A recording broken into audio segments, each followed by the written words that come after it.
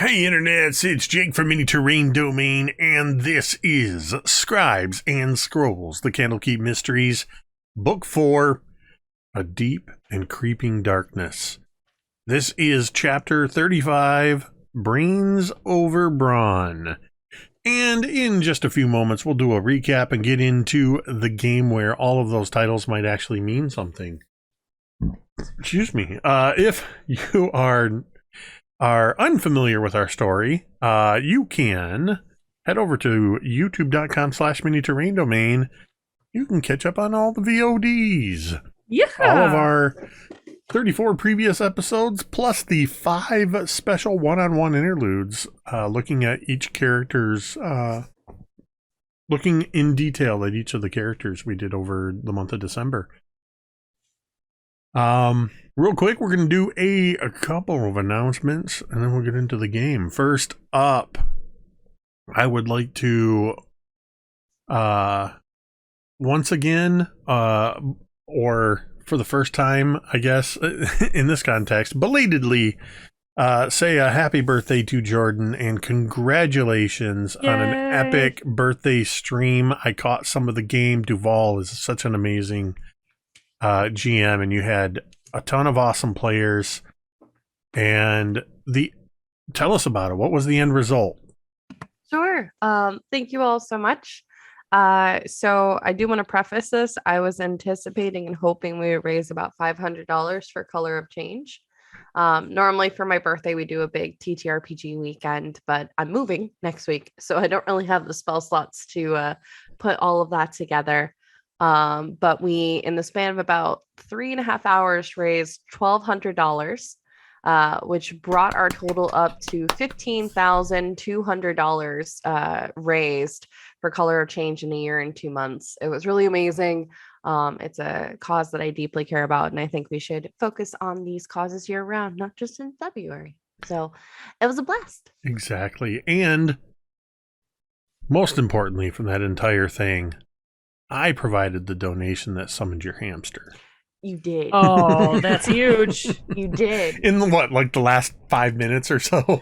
Yeah, well, so to preface that, because I had to pull from the deck of many things. And instead of getting the grog card where my soul just gets captured, my whole body ended up somewhere else. So they dug through my stuff and they found my hamster. So I had a hamster, Mr. Butters, pop up, which Duval hadn't even known about. And he's known my character now for like 2 or 3 years.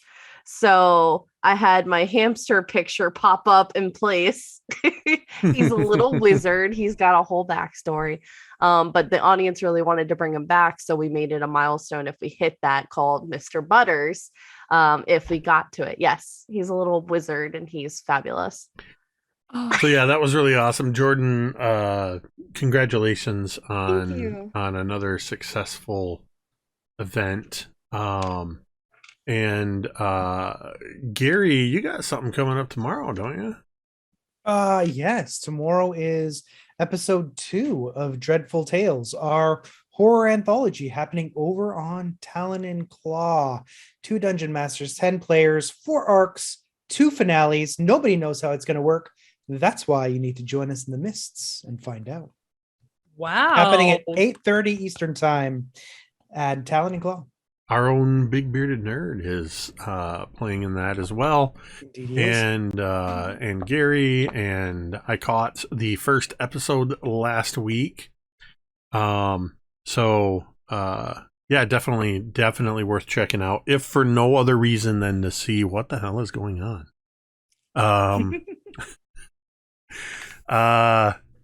Yesterday over on Erasmus Expeditions, Cari and I, along with Lloyd, Austin, Jeff, under the DM prowess or game master prowess of one Jeremy from Erasmus Expeditions, we started our Firefly trilogy with using the Cortex Prime system that Jeremy was gracious enough to devour and then distill for us. Literally learn specifically for this game. Feeding us all of the information we need like little baby birds. It's a really cool dice pool system, and we had just a tremendous first session. You can check that out over on Erasmus Expeditions on YouTube.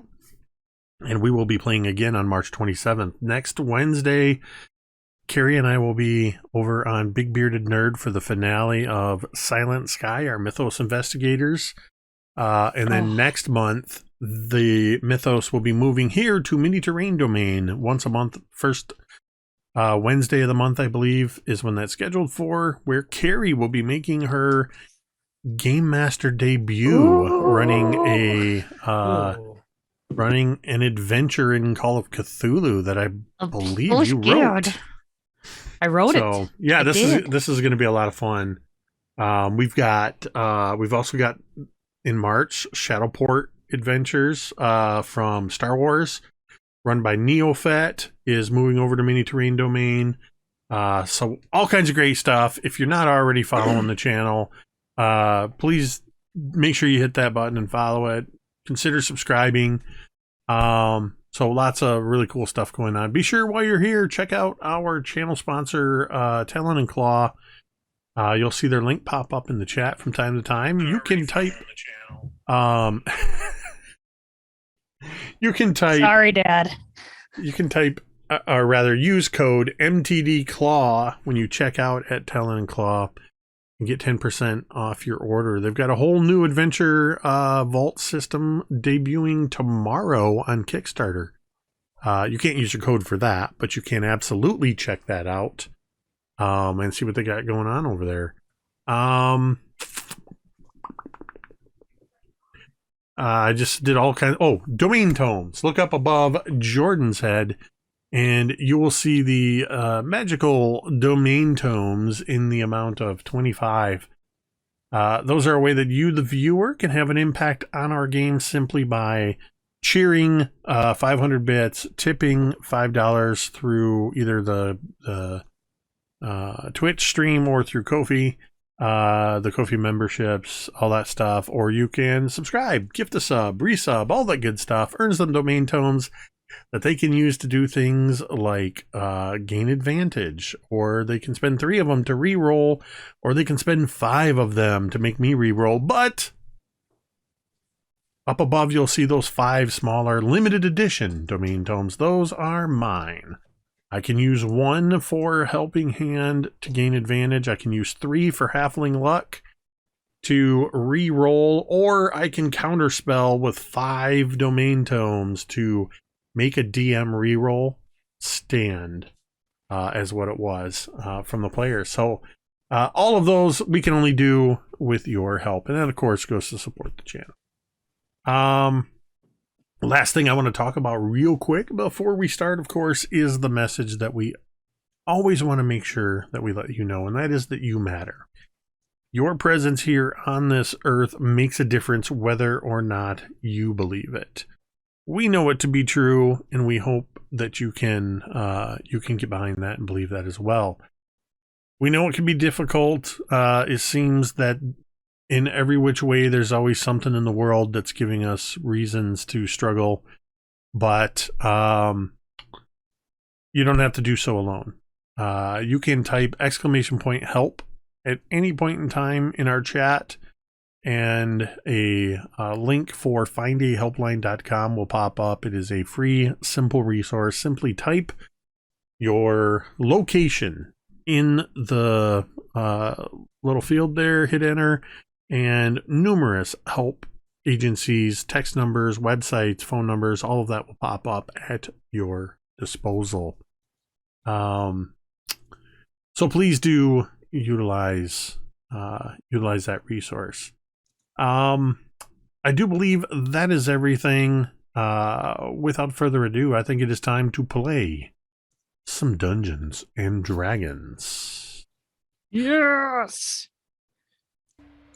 Most recently, the book club here was engaging in some downtime activities over the course of about 10 days.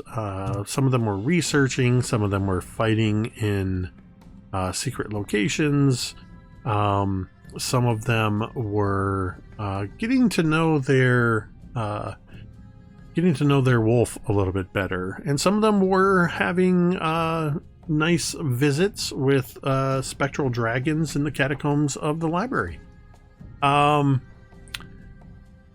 During that period, Doc hired a family by the name of the Dendars, the father Jolly and his son and daughter Jasper and Nora, to run a bunch of supplies out to the Caldera where the kobold colony is that they rescued from the clutches of Born Verotheter, a rather arrogant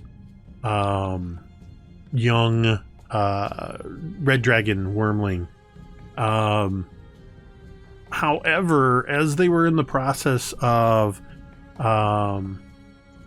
learning about what their next job would be, which was to escort Manistrad Copperlocks, a dwarven representative of the Royal Mining Consortium, up north, first to Baldur's Gate and then sailing up the coast to check out a claim, Doc became aware that the Denders were a couple days behind schedule when they should have returned, which alarmed him quite a bit, and was in the process of convincing the party they should go to the Caldera to check on the kobolds when there arose such a clatter outside of the gates as Assyria heard the commotion.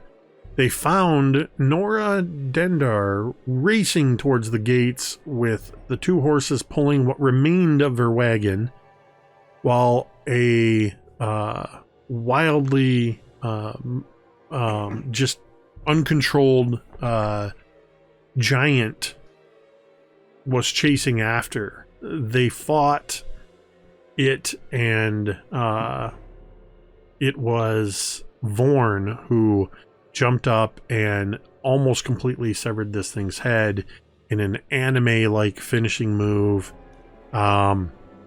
which immediately after this happened, the great reader Vizier Og Githzerai, Master Sage, came out and assessed what had happened, saying it is such a pity that you couldn't have you had to kill it, but so I understand what you had to do.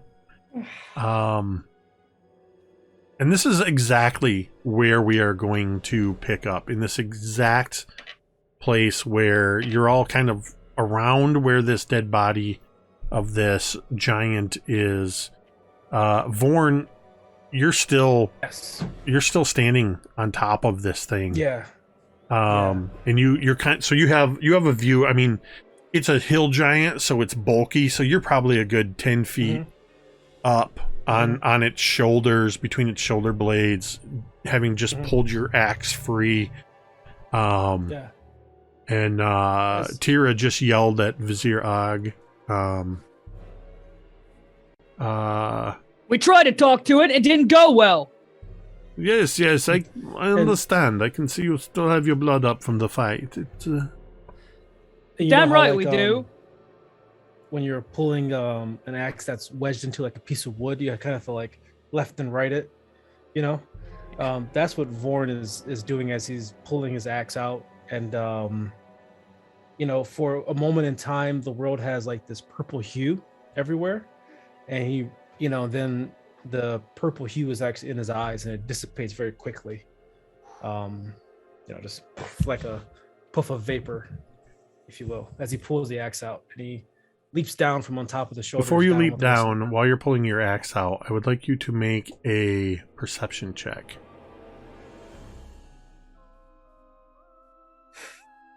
Okay. I'm gonna make you make the first roll of the game. Yeah, you know how it's gonna go. I don't know why we were bothering here. Let's see. Passive perception? Nope. Or So, wisdom perception? an actual perception roll. So Okay. you'll use your perception skill. Hold on. I gotta find it on my sheet. Sorry. You good? Alphabetical in your skills.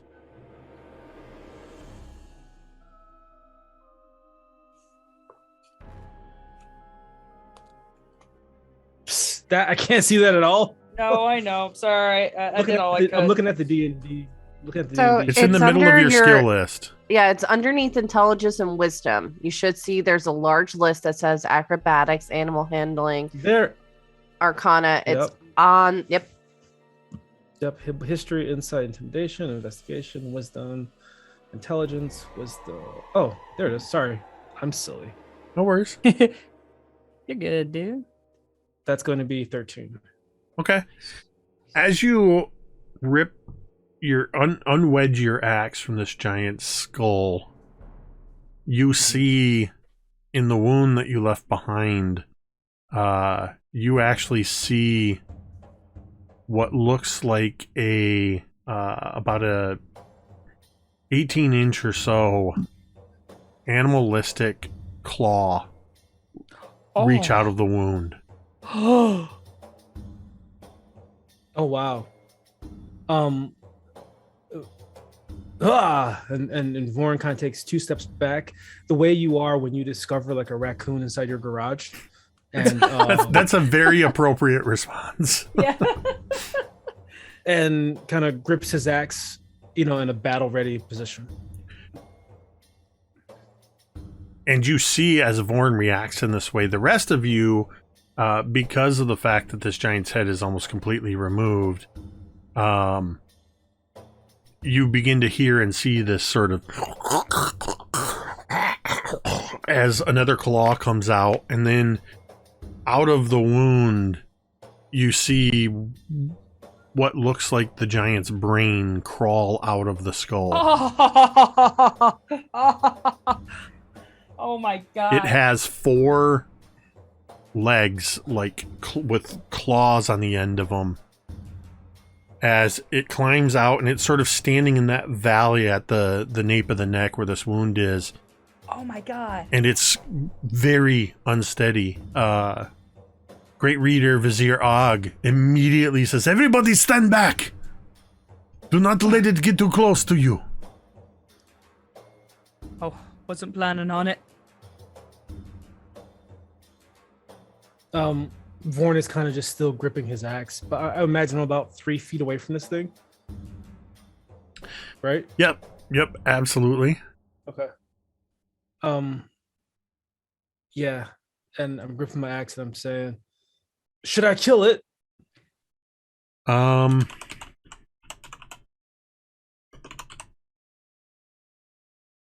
need to check. I need to open Mizya's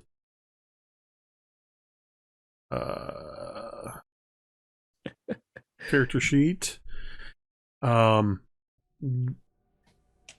Without hesitation, when you say should I kill it, Mizya, who was not too far away, they had attempted to cast a spell during the fight with the giant that completely failed.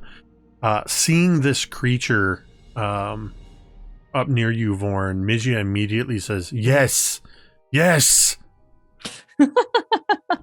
Awesome. Vorn raises his axe above his head, and I'm going to strike down upon it. Let's see. God, I can't get close to it, right? I almost think I want to throw my axe with my telekinesis and like launch it at the same time. You're close Does that enough to it that if you throw it, it will be at disadvantage. Okay, yeah. So I'm gonna overhead swing down upon it, like I'm trying to cleave it in half. Nice. All right, go Nice. ahead and make your attack. Get Jeez, its that's gonna corpus be an 8. callosum, Vorn. Can I re-roll that with some die there up top there? We have Yeah, that's 25. 3 tomes to do a reroll. Yeah, let's Add you. re-roll that. I got a power 8, so we're gonna do it again. That's impossible. I rolled the exact same thing again. It I got was an 8 meant again. to be. I was meant to miss it. So I chop down, and I feel my axe like cleave into the flesh of the giant, but there's no brain there. I'm immediately looking around like, oh no, I effed up. I'm looking around for it. Oh, wait a minute. Okay, no, go ahead. I'm sorry, that's it. Vorn, I need you to make Yes, sir. an intelligence saving throw. Oh no. Oh no. Hey, that symbiote that's on me, does that have anything to add to it now? Maybe? Ditto. Yes. I saw it, Gary. Thank you. So if you look in your extras on your character sheet, there should be a stat block for Ditto. Has the Ditto can take the help action. And so you would hear from your pauldron this mimic. Oh gosh. Can I learn his intelligence? As the mimic says, "Watch out for that thing. I don't know what it is, but it looks dangerous." So you can roll with advantage. Okay. Can Vorn just listen and dodge to the left? It's not making any You're not movement attack. It's an intelligence saving throw. Okay. It is a psychic Gotcha. attack. Okay. Oh my goodness. Come on, Vorn. That's gonna be a 10. That is exactly what you needed. Oh my goodness. You feel something. And I'm going to let you describe what is it that Vorn, basically something intrudes into your psyche. And it is attempting to take over your psyche. What memories or thoughts or feelings does this cause to immediately spring up in Vorn's head? It is a flashing of his bear girlfriend, his sister, and then the final look of his mother before she dies.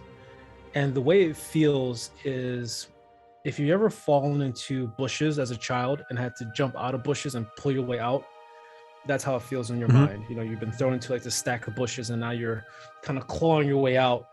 And there's a moment of, I should say it's closer to feeling like you're swimming to the surface before you're running out of breath. And I breach that water level and mentally gasp, physically gasp as my eyes open up. And all of this happens in the space of a few seconds. And you see Vorn sort of stagger for a moment as he misses hitting this thing. What would the rest of you do? I think seeing this, Teera would have been kind of watching the whole thing, because watching the glorious scene of Vorn take down this giant. And then I would just be like, Vaughn, forget it. Just get down. Just get away from that thing. And the sounds sound like she's speaking underwater. And the last thing I hear is like, get away from that thing, as it becomes audible. And my eyes snap open. And yeah, I'm still trying to get my bearings. Doc is going to look at the creature and then he's going to say, "That's gross." Yep, sure is. It's definitely unique. Disgusting. Can I see where it's at? It hasn't moved. Vorn, because even though it failed what it was attempting, it touched your psyche, and there is a little bit of a connection that's open, and through these memories you hear the voice of Ursula, the werebear that you met in your youth. Help me. I need... please.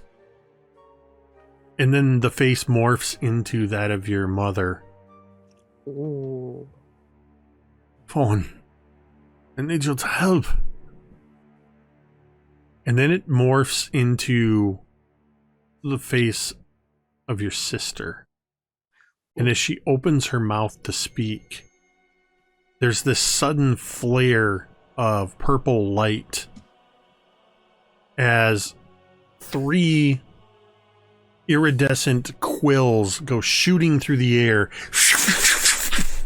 into this thing. And for a moment, these magical quills embed in this thing, and you just see it stiffen, and you see it sort of pulse a moment, and then it just goes,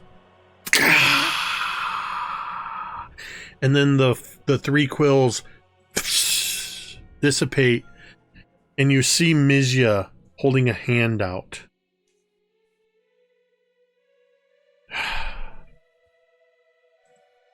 That was for the best.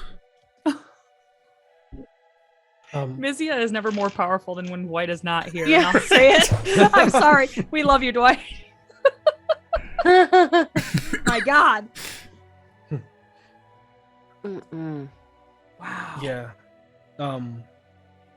Vorn looks down at Mizya in the way that you feel after you've spun around for 5 times and you're getting your equilibrium back, and is like, and he sees Mizya, he sees the group, and he sees Mizya's hand outreached, and he says, "Thank you."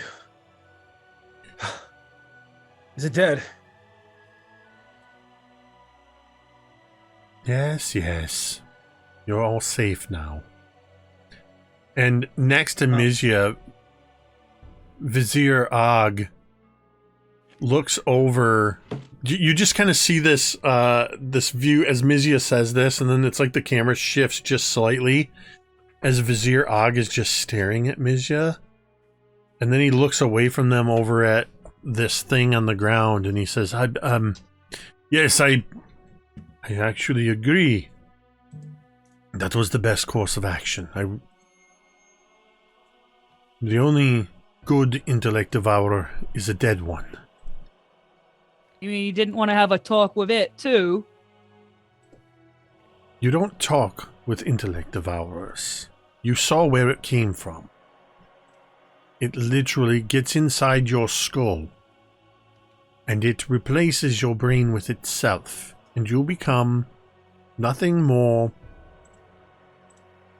than a mode of transportation for it. Vorn immediately takes his great axe and cleaves the brain in half. And all the gray matter and all the stuff that's in brain ooze gray and green and a little bit of red. Yes. Disgusting. We are indebted for what you've done here. I will set up a detail to be sure that we deal with and dispose of this giant's body, and we will make sure that this is also properly destroyed. I would walk over to Mizya, and I would kind of stand in front of them, and I would put my hand on their shoulder, and I would just be like, "Thank you, Mizya. You're a good friend." Mizya is just looking past at this thing, and you see that they're just looking towards it for a moment, and then they kind of shrug it away and just sort of look at you and nod. And I would smile, and I'd kind of like crack my neck and be like, "Well, shall we make sure that girl was okay? It was on a half cart. Yes. She make it inside?" Yeah. Just in the courtyard, there is a bit of a commotion as some people have rushed up to see what's going on, as half a wagon just tore into the courtyard. You're going in there then to check on her? Yeah. Mhm. As you all walk in, Doc, you see the familiar gif much disheveled face of Nora Dendar. Her hair is a mess. She's dirty. And you can see that she is standing atop what remains of the wagon, and she has a longsword in her hands. She's holding it with two hands, and she's taken wide, clumsy swings at anybody that tries to get close to her. Doc is going to walk forward, and he's going to say, "What happened, Nora?" One of the avowed kind of tries to take advantage of the distraction to move forward a step, and narrowly misses getting clipped in the face with the tip of the axe as it sort of clatters against the side of the buckboard on this thing, and they scrabble back out of the way. But she looks at you. I know you. Yes, I know it's you. me, Doc. She looks around. Is it safe here? Yes, you're safe now. You're in Candlekeep. What happened? How close are you to her? I'll walk forward. Oh my god. She drops the sword with a clatter on the ground, and she sort of tries to climb down towards you, and you can see that whatever adrenaline was pushing her forward has left her body, and she sort of kind of collapses into you from the wagon. All right. Doc will sort of wrap his arms around her and prevent her from falling onto the ground. What happened? Why are you alone? What broke the wagon? Was it that giant? Are you okay? Do you need a drink of water? Oh my god. Yes,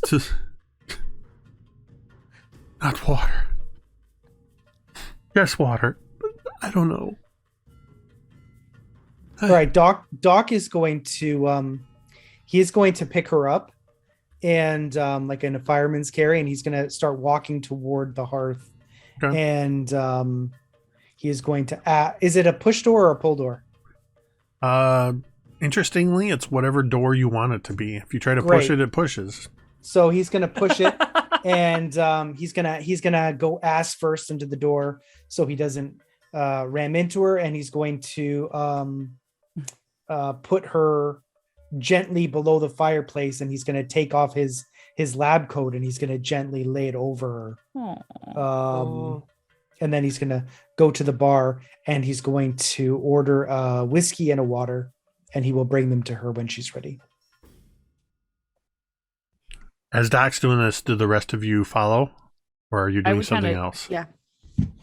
I guess I would probably shake my head and be like, oh, it looks like Doc has this covered. And then I would go over to Vorn, and I would kind of like take him by the shoulders, and I'm like looking at him and his body. I'm like, are you all right? What happened? Yeah. I'm fine. I'm fine. That thing got in my head for a minute. Where's my axe? Did he take it, or is it still out there? I imagine it's still in your hand. As far as I know, you took it with you. Did he take it out? Yeah. Yeah, it's one of those things where like your keys are in your hand, you're looking for it. Yeah, exactly. I would kind of like put my hand on Vorn's hand, which is on his axe, and I'd be like, "You have your axe." And for a moment, Vorn looks in Teera's eyes as like her hand is on top of his. It's like, "Thank you." And I take my hand away. I'm like, Oh shit, my goggles. No problem. Yeah. I'm glad you're all right. You have a sharpening stone. You have one of those. Yeah, and I dig into my bag and I pull out a whetstone and I hand it to him, and I'm like, yeah, it looks like Doc has this covered. I'm gonna make sure everything's all right and we're ready to go to Baldur's Gate or the Caldera, I guess. Okay. Yeah, thank you. I'm glad you're all right. And I like go off and I'm just checking the cart. Yeah, Sari would have stayed outside, but kind of close by, just realizing that Doc has it, and Teera's taking care of Vorn. So just kind of staying nearby if needed, but she's staying back at the moment. Doc, you set Nora down next to the fire, and just to remind everybody, the fire sort of is in this central area with these chairs sort of surrounding it. And you set her near this fire, and you give her you cover her with your lab coat. And as you go up to the bar, you hear Nora. You suddenly hear Nora scream, and then you hear this, get away, get away. And she is backpedaling away from the fire, staring at where little one was sitting there reading a book.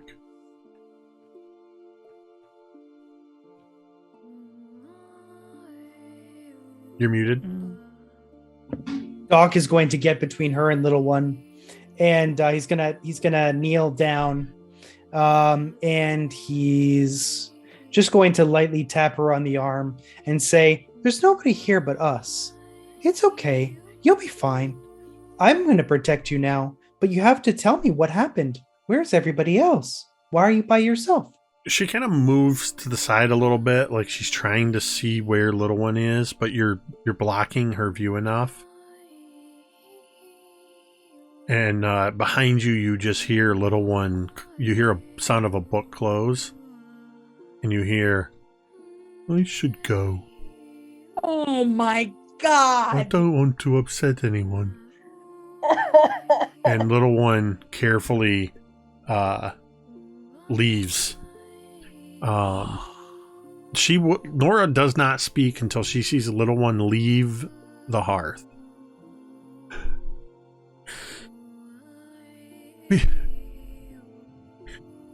She takes she sees the whiskey and water that you have, and she reaches for the whiskey first and just throws it back, and then immediately takes the water and takes a few sips of it, and it just kind of holds on to it.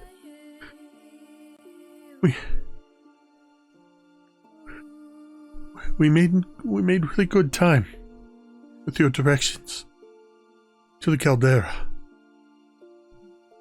The kobolds, they were surprisingly nice. They were very kind to us. We kind of didn't want to leave, but we knew we couldn't stay. We were making good time on the way home, too. And a couple of days ago, it was getting late.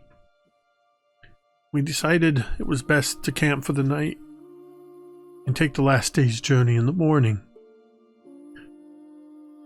We moved off the road because wagons like ours are prey for bandits.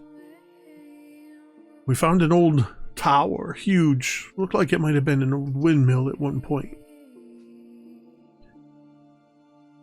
We decided we didn't want to bother setting up camp, so we went inside. We were asleep when they came back.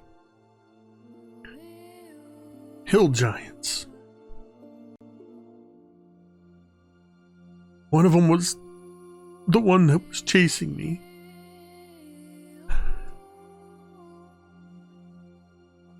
The other one seemed better. That one was thin and sickly, but the other one was as healthy as a hill giant could be. But they captured Jolly and Jasper and put them in a cage up near the rafters. giant kept me nearby. Anytime I tried to move away, it would just grab hold of me like I was a doll and put me in its lap. When it fell asleep, I was able to sneak away. But when I was getting the horses hitched to the wagon, that's when the other one came out of nowhere. I didn't even know it was there. And it started chasing me, and I rode for a full day.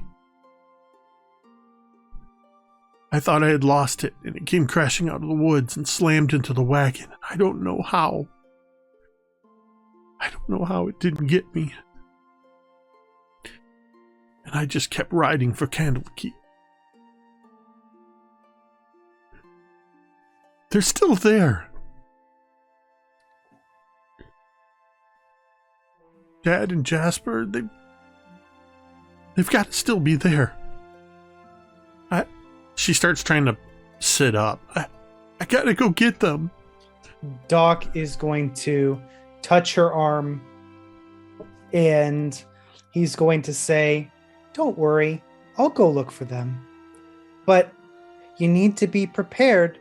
Sometimes the people you care about, sometimes they have to leave. Sometimes they have to go home, and it's a different home than the one you know. And I know about death.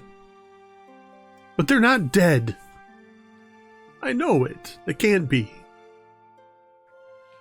Doc is going to softly cup her hand in his, and he's going to say, "I'm going to go find out." Oh. And he's going to call over to the barkeep, and he's going to give him 5 gold, and he is going to say, "I need you to stay with her until I get back." I don't need your money. Charlie's an old friend of mine. Nora's like a niece. I'll take care of her. And Doc is going to, he's going to leave. And before he does that, does he know where the windmill is? You know that the route they took, and you know that it's about a day back the way back to the south.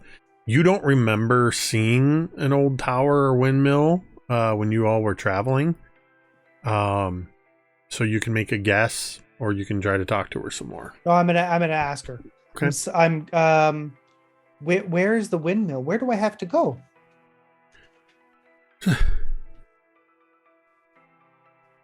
It's about a day's journey after you take the coastal way to oh crap, I forgot the name of the road.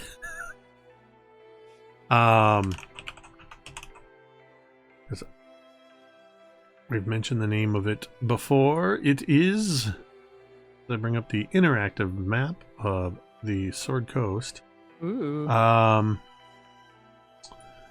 The not the Coastway. Of course, doesn't have this road named. Lion's Way is the road that leads for almost a day's journey towards Candlekeep. So you know a day journey east connects with the Coastal Way, and that was the way you took. You went to the Coastal Way, and then you headed south. And she explains that it's when you head south, it's just up over some hills to the west. Okay. Doc is going to go outside, and he is going to look at everybody, and he's going to say, Well, it looks like we have to go south after all. Well, I say we, but I don't mean we. I mean me. Y'all can come if you'd like. It would be nice to have company. Does it have something to do with all the stuff you sent to the caldera, Doc? Well, yes and no. Technically, yes, only incidentally, because the people who delivered the stuff to the caldera were attacked on the way back. And 2 of the people are left in a cage being menaced by a hill giant. I don't know where the guards they hired went. Maybe they ran off. I don't know. But they weren't much help against 2 hill giants. That's clear. So we're going to have to go and see if they're still there. I don't know if they're still alive. Nora seems to think they are, but I don't know one way or the other. Either way, I promised that I would find out. Well, you don't honestly think that you're going to go alone, are you? I make no assumptions. I find that making assumptions tends to do things that sometimes you're wrong, and I don't like being wrong. Generally, I like being right. It helps me feel better, and also it helps that I'm also usually right, so... Well, I'm in favor of going. Me too. Where are you having this conversation? Over by your wagon? The Just over by the... Just sort of out in the hearth. Yep. Or outside the hearth, or wherever everybody was. Vaughn. Yeah, that sounds good to me. I want to do an insight check on Vaughn. He seems distant.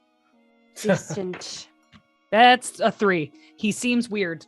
That is all. He's probably tired. Just probably tired from the day. Him's had a day. He's had a day. Manistrad Copperlocks, the dwarf, kind of walks up to all of you. Right. Well, it seems as though fate has other plans for you. I'm not going to wait around here, sitting on my hands. When you do whatever it is you've got to do, meet me in Baldur's Gate. That we can do. I know the way. Right? We'll have ship's passage from Baldur's Gate as we head north. If, when you get to Baldur's Gate, tell them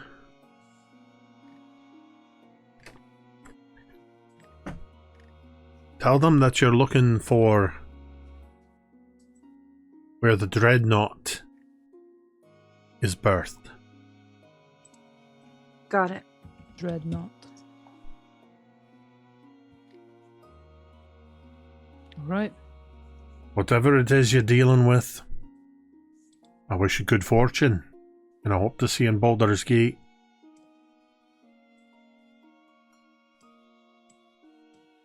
Sounds good to me. And then she does that video game thing where she turns and just starts jogging away. She gives you the quest. You see the little exclamation point just start moving across the map. You've received a new quest. New location. New location discovered.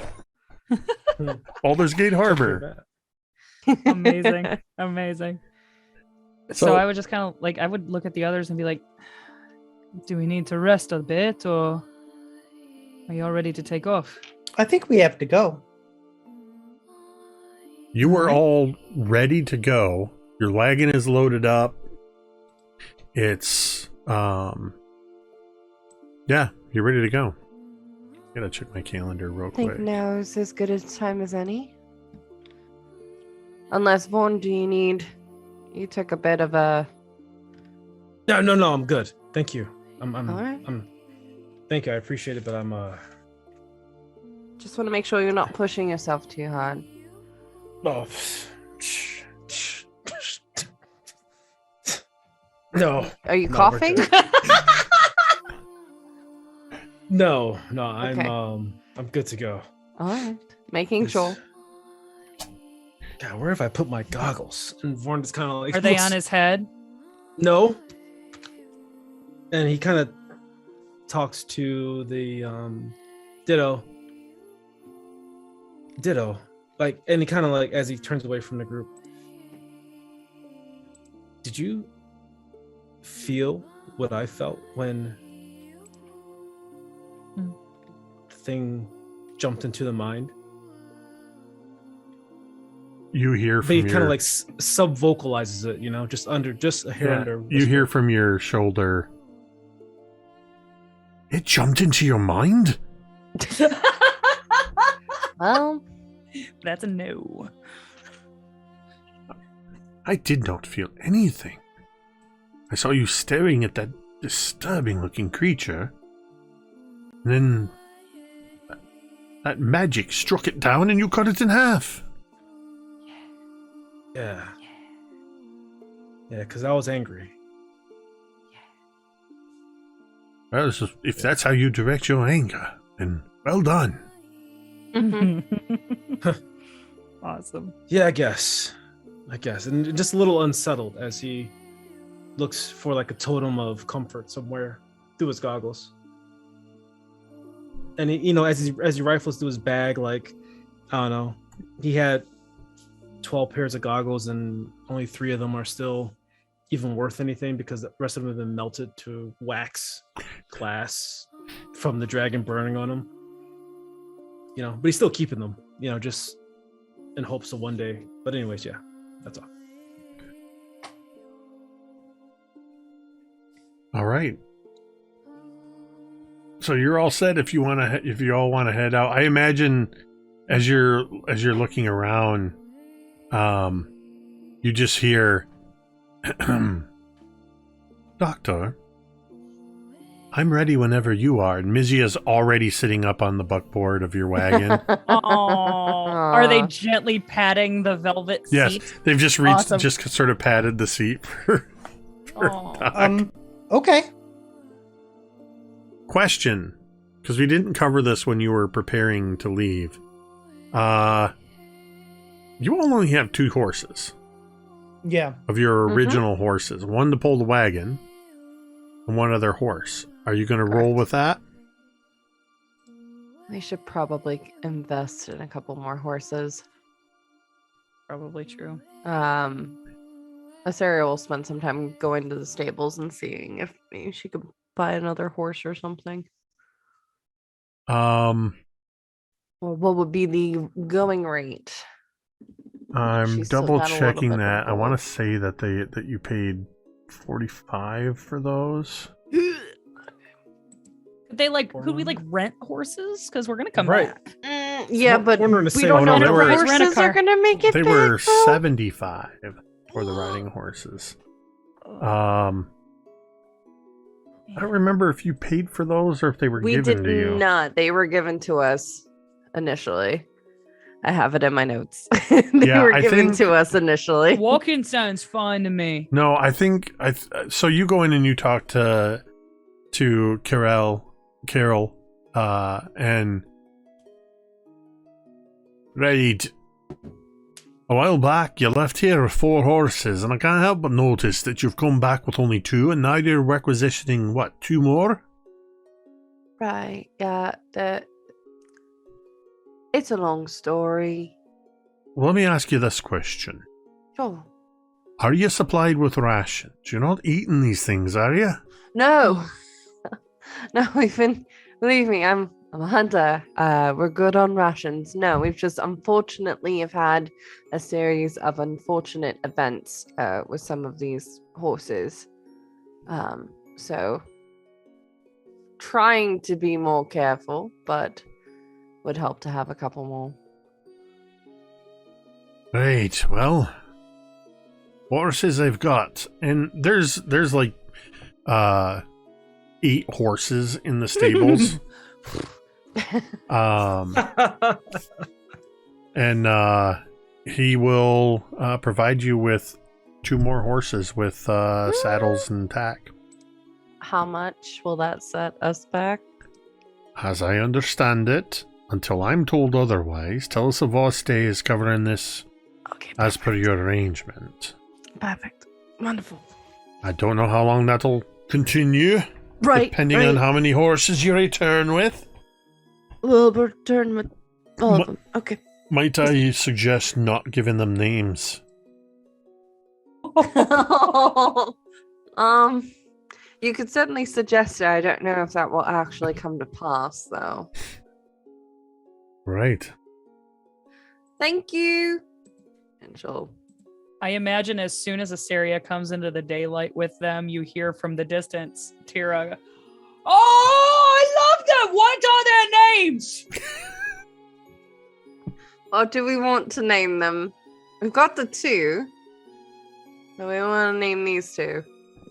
I lean down and see if what gender they are.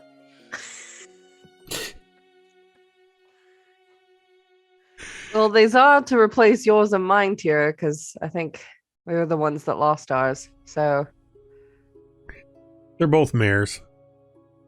Amazing. I name mine.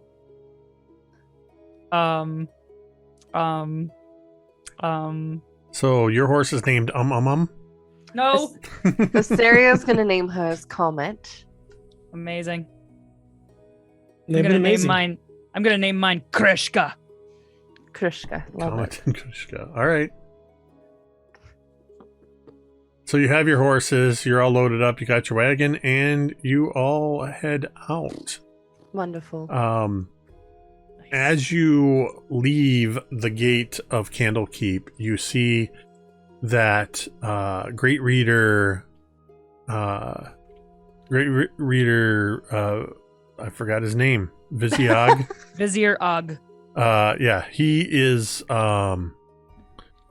directing a group of avowed who are erecting a canopy tent over top of the body of this giant. And you see that a table has been set up, and Carol's assistants are bringing various very large knives and axes and setting up a grinding wheel. There's quite the operation that's going to take place while you are gone. As you head on up the Lion's Way Road, what pace are you driving the wagon at, Doc?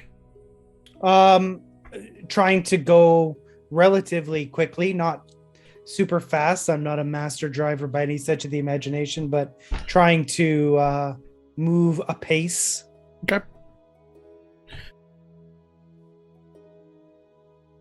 So I will say that for the purposes of this, the Lion's Way is a pretty safe, relatively, with the exception of the odd rampaging giant, is considered to be a very safe road. And you are able to travel this road at a quickened pace without any real problems. It takes you the better part of the day, not the full day, but you eventually reach the crossroads at the coastal way and veer off towards the south. As you are traveling along, go ahead, everybody, and make survival or investigation checks. What's the Nice. kind of terrain we're on, Jake? Just A as road. A road. Road like. I was wondering. I got a 16. The terrain would be considered grasslands. Okay. I was wondering if it was like forest or not because I get Nope. advantage. Is it legit to give myself a pep talk before I make this check? Go mean, for it. 100%. Yes. Hashtag legit even. Well, Are you if asking Karen if you said- can hype yourself? I Well, love yeah, that. because I'm going to cast guidance on myself if I'm allowed to hype myself Yeah. up. I mean, If I'm not, Yeah, absolutely. You are traveling with a purpose. You know distance, direction, you know what All right. description, you know what you're doing, so you know what you're So- looking for. Doc is going to pat himself on the shoulder and say, "You can do it." I love this. I love this so much. Unfortunately, I rolled Ooh. a 6, so I only get 18. Oof. I got a 16 survival. 19 for survival. What did That's you gonna be get, a Doc? 3. I got 18. Wait, sorry. What did you get, Vorn? A power 3. For a second, I thought you said 33. Yeah. Nope. Vaughn will Damn. never roll that high in his life. And let's do. All right. Yeah, it's a couple more hours into this travel along the southern way, and as you're keeping an eye out for it and astride your horse Assyria, you catch to the west glimpses. There's these rolling hills, and you see, a few trees are up over there, and then you see in between the trees, you just see a single skeletal arm of a windmill reaching up towards the sky. And you can see there are a number of birds circling over top of it. And then you pass, it's kind of blocked for a moment by the trees. And then you can just see the peaked but mostly destroyed roof of this tower off in the distance over the hills. So kind of make a soft kind of whistling noise, which Teera would have probably at this point have heard her use a couple times to signal, Yep. like, hey. And kind of make eye contact with Teera and kind of gesture towards the windmill and the birds that are circling. I would look over at Vorn and kind of under my breath, I would just be like Chokta, and like that's there in Orcish. Vaughn looks to where she's gesturing. And then, of course, Doc and the rest of you all see this this tower. It looks like the grassland is your wagon can handle rolling over it. It's not dissimilar to the terrain you went across when you headed south on your way to Chalet Brantifax. All right, let us sally forth then. All right. All right. We will go forth, and don't call me Sally. Who's Sally? It takes about half an hour as you lead the horses and the wagons up over this hill, and then you kind of go down a little bit, and then you come up another hill, and then you see it in the distance, maybe 500 feet in this sort of flat area. It is a stone windmill that rises about 80 feet up. There's some windows at intervals across it, and you see just barely, you actually see it sort of moving back and forth. These 4 skeletal arms of this windmill with these drooping, sagging bits of cloth, and you see the whole windmill going, blades going.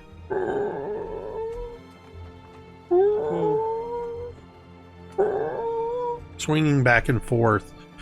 And Assyria, you recognize that there's about a half a dozen bloodhawks circling above. But they are high up above this tower. You also notice that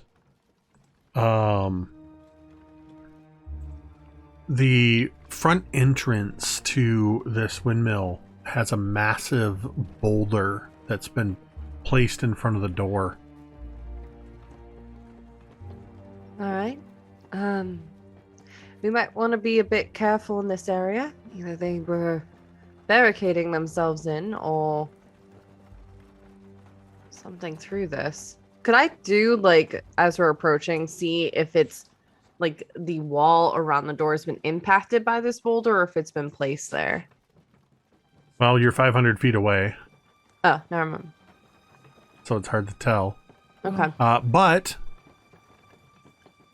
you hear carrying out across the hills, coming from the windmill.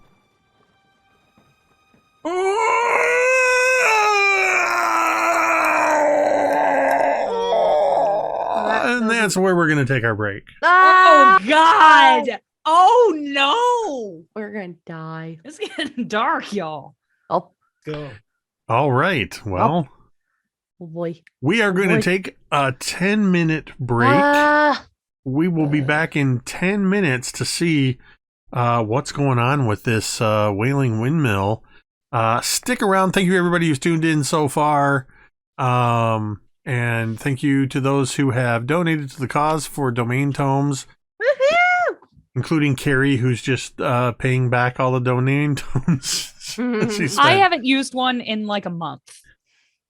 like a FYI. month. Really? Yeah. A Yeah. month? So Yeah. A month? 4 sessions.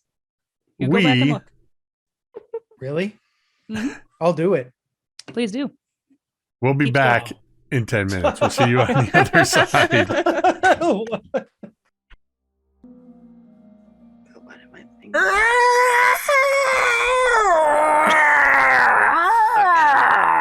You hear from inside the tower.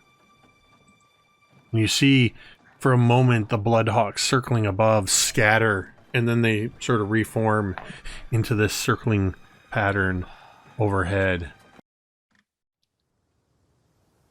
Well, I was gonna suggest we rest, but I think that's out the window. Yeah? Yeah, I would agree. You're- Vaughn, you up to it? You're all well rested from your travels. Great. Am I up to it? Yeah, Going in I'm right up now? to it. Storm the Let's go. tower? Let's go.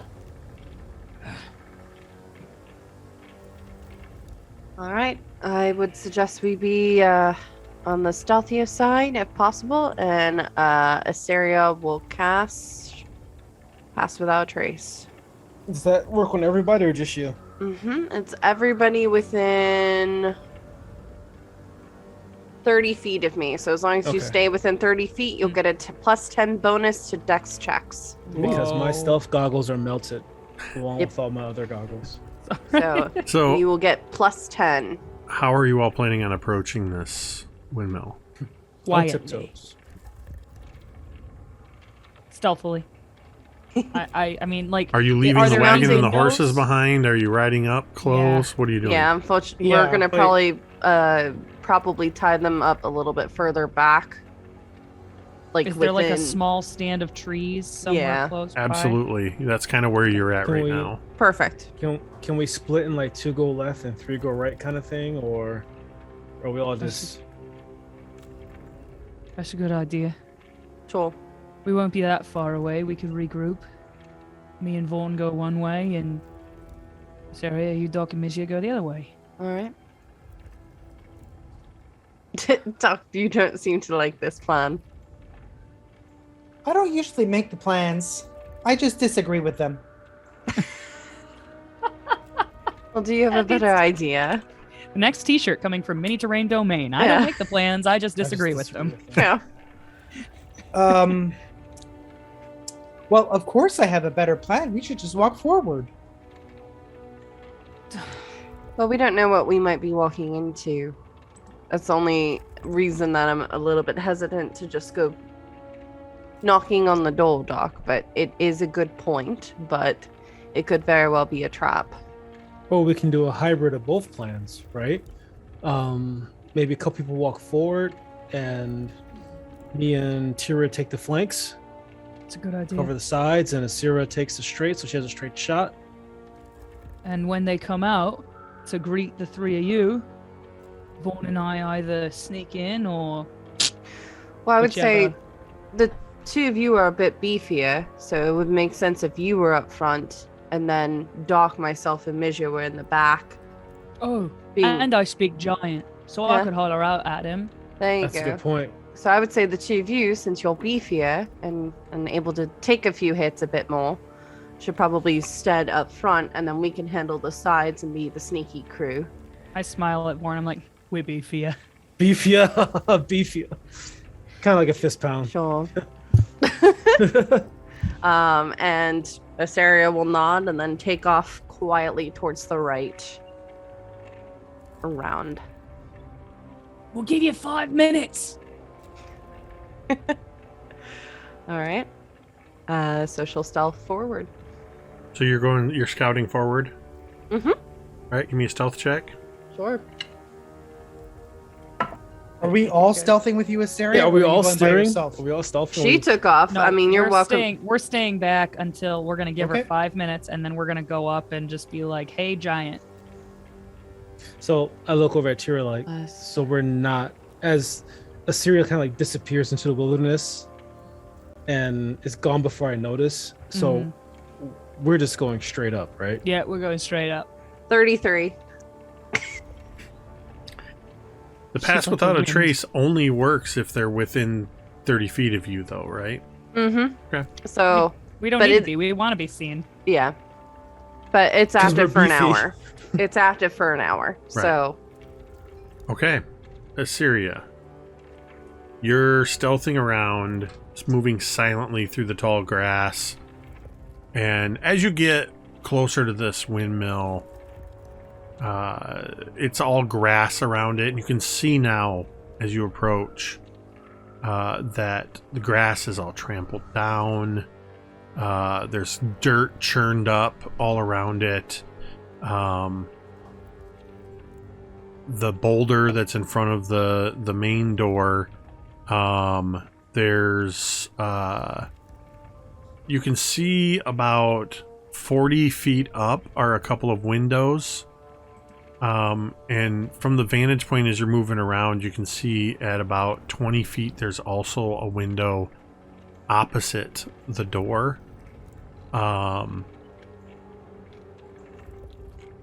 You see, as you get closer, near the base of the tower, there are a couple of spears that have been jammed into the ground, and there are the remains of 2 human guards impaled upon these spears. all right. She's going to take a moment and listen in. Does she hear anything like that noise again? Anything moving around? You hear the bloodhawks circling overhead. You hear the breeze sort of shushing through the tall grass. You hear the creaking of the windmill as it's moving slightly back and forth. Make me a perception check. Oh, that's good. That's good. That's good. Perception. That's a 22. From inside the tower, you can hear, just barely audible, but as you're listening, you hear, "Where girl one go? Now only 2. Won't hurt you. Rock, bring you food. He come back soon."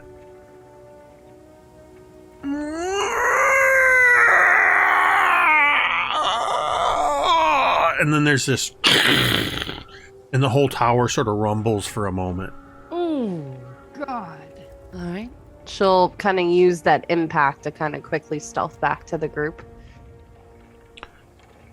All of you heard the roar and the shudder of the tower, but not the other stuff. Okay. 430, Um, 431, 432. At this point, probably she's coming back. You'll see Oh, kind thank of her God. peeking out. All right. So, Doc, I'm assuming you hired some guards. They're up on spikes. There's another one of those giants in there. I can't tell if it's one or if it's two, but there's at least one in there. Says that there's 2 remaining. They're looking for the girl. That they don't want to hurt them, but that's what the crying is. I don't know if maybe they're having a hard time keeping in control or if they're just hungry.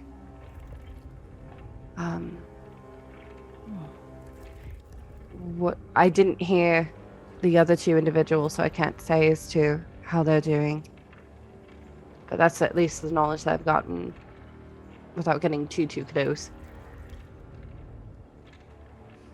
I look around and I'm like, I mean, if they're hurting them, we got to take Right. care of it, right? Whether Mhm. they're doing it on purpose or not, they're dangerous, Sure. right? Sure. Doc is going to start walking forward. Ah, Well, Doc, wait, not yet, Doc. Does he stop? No. Fuck! I go, and I want to. Teera, I imagine the scene is she goes around front of him and she's putting like both of her hands on his chest and trying to brace, and he's just walking, and her feet are like going through the dirt. Look, Doc, wait. We'll go in just a second, but we gotta make a plan. We gotta know what we're gonna say. We gotta decide first and then do it. We can't just do it and then decide. Doc. I found the plan. Can you enlighten us before you decide to just go marching in there? Because our lives are kind of on the line with this. Listen, we're here with you, but you gotta communicate. This is the plan. We're going to go and we're going to tell them we're here and we're going to ask them to let these people go and then we'll see what happens. I can't believe I'm saying this, but I kind of agree that Right, but do we have a backup plan for that? No, that'll work. I kind of look at Asteria and I'm like, I have a backup plan. Right. All right then. And Asteria she'll take off back around the path, seeing if maybe there's another opening along the side. That way she can give another round of coverage, still being a bit stealthy. Asteria, wait, come here. What? If worst comes to worst, then you should sneak in and get the guys out. Yep, that was already on the plan.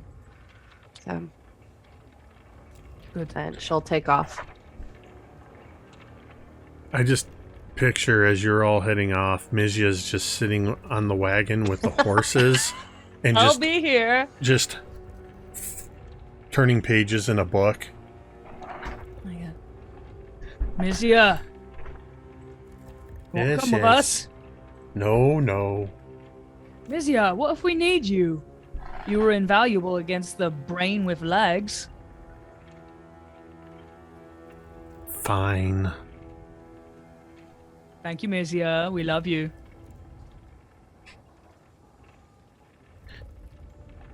All right. So Doc is walking towards the front door.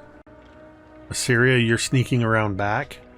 Yeah, to the side, just to see if maybe there's a side opening or a window, something that she can kind of sneak in to give a little extra coverage.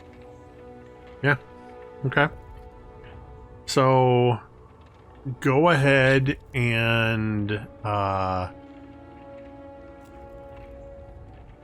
Teera, Mizya, Vorn, you're all going straight up front with Doc. Yep. So Assyria, make me another stealth check.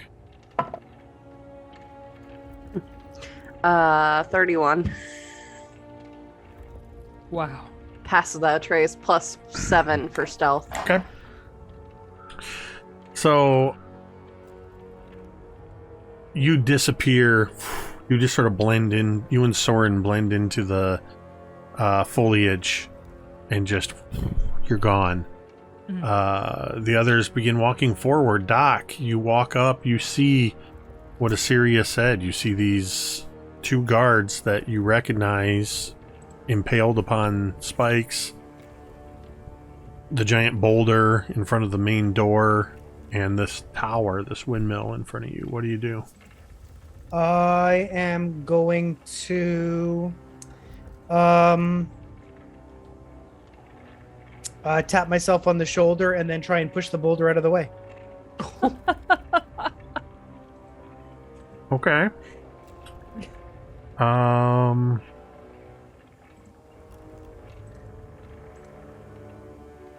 assuming you'd like an athletics check? Yeah. I just had to check something. Yep, I would like an athletics check. Hang on. Give me a second, I have to look at something.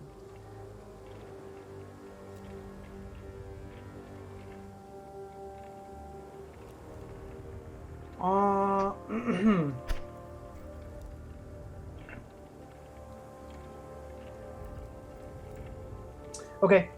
Doc is going to cast a spell on himself.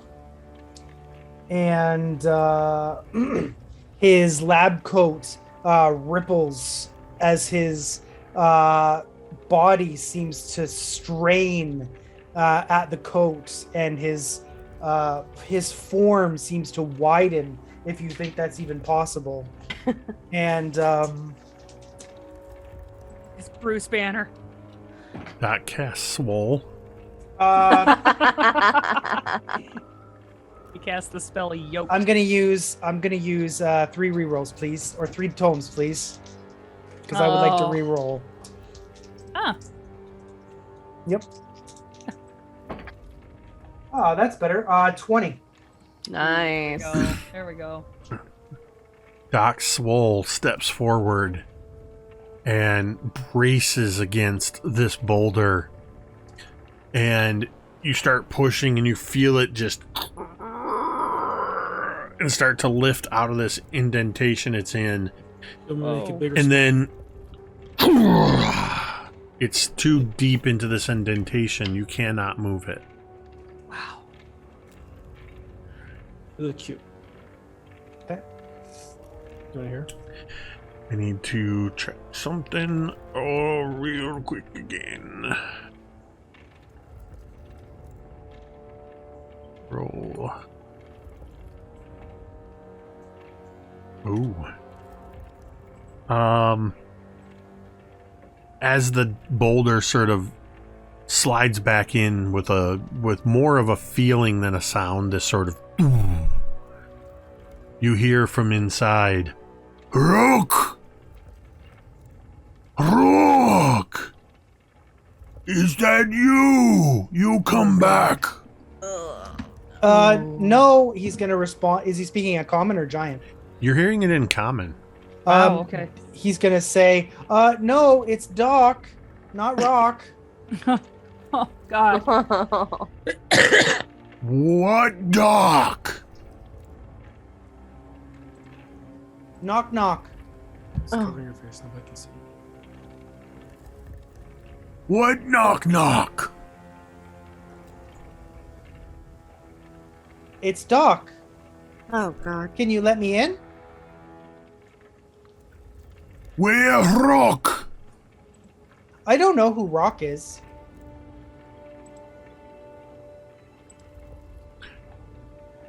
But I might be able to help you find it.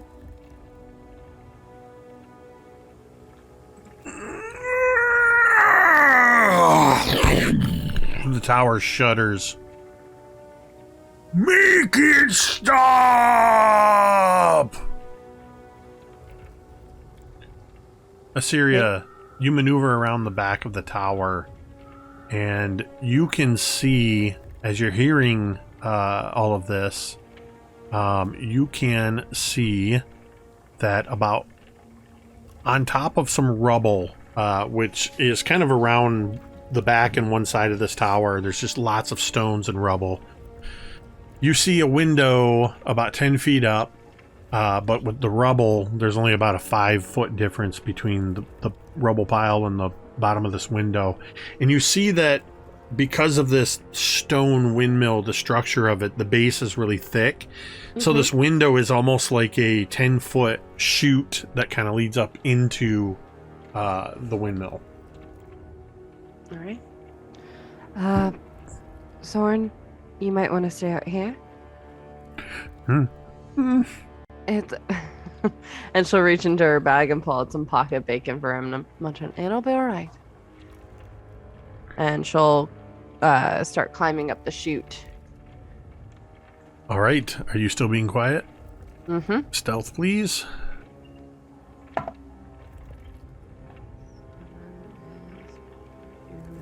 That is going to be a 34.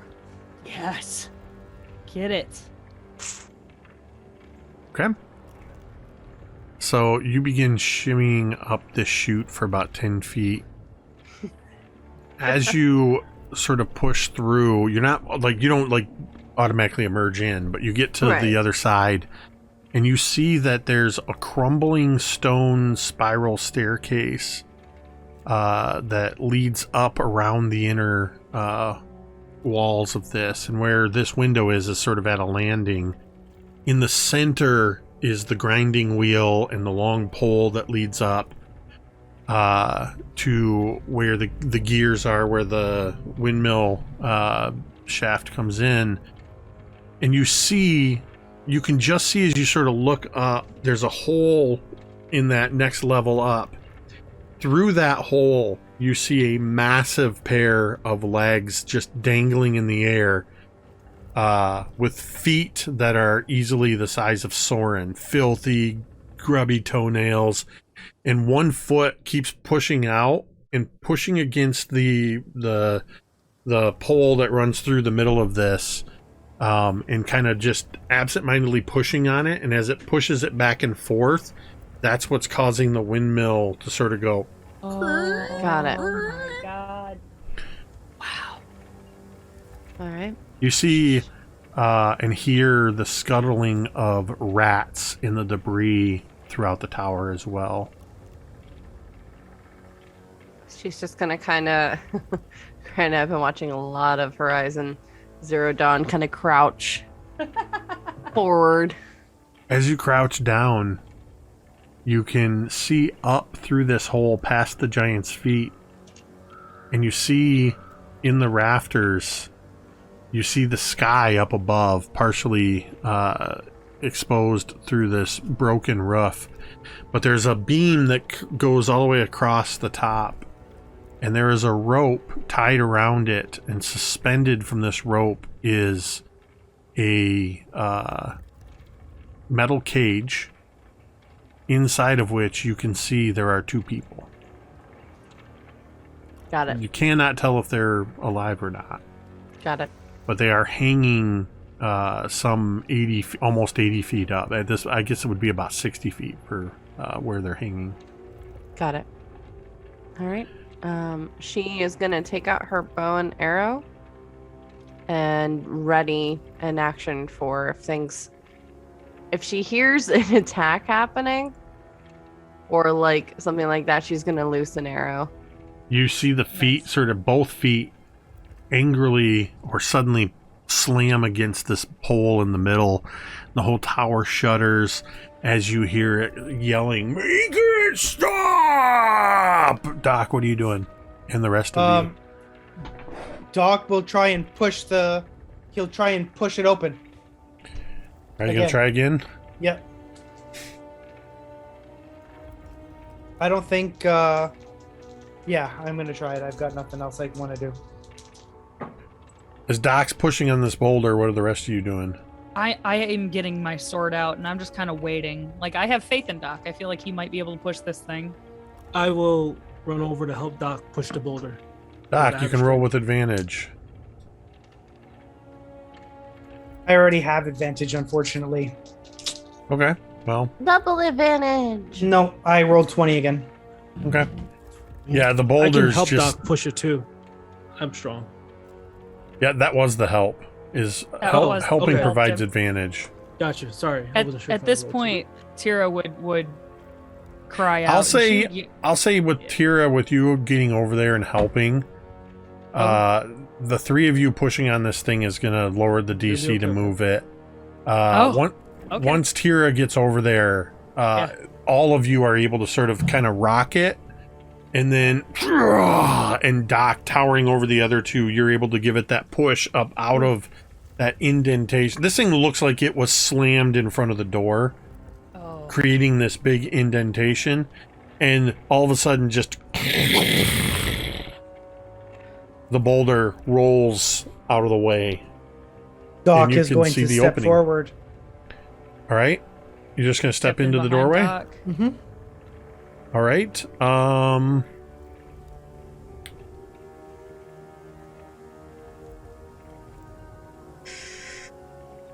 Does a 15 hit you?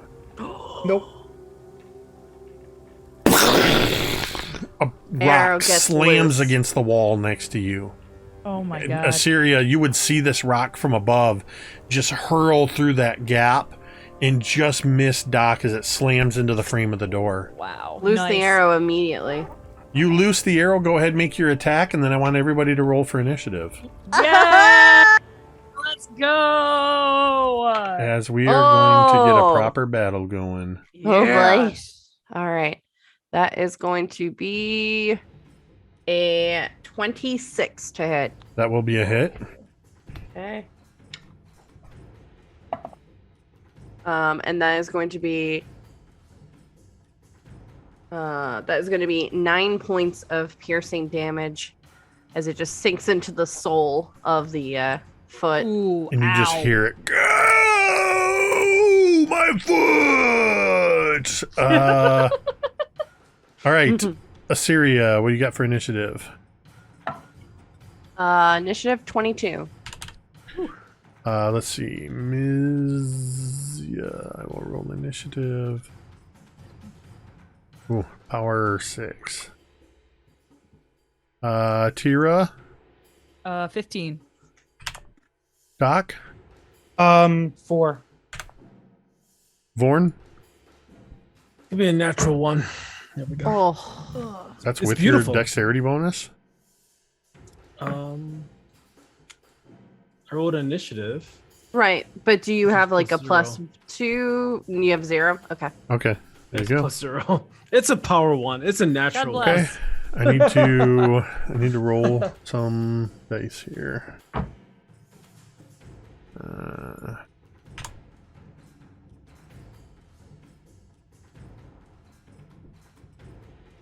Wow, a lot of single digits. Seriously. Okay.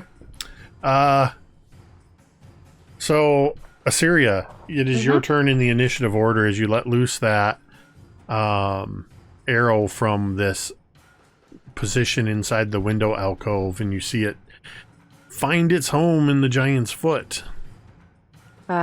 She is going to, and let me know if I can do this or not, Jake. Spend a moment to break concentration on Pass Without a Trace and do Hunter's Mark instead. Yeah, you can dismiss it. Sweet.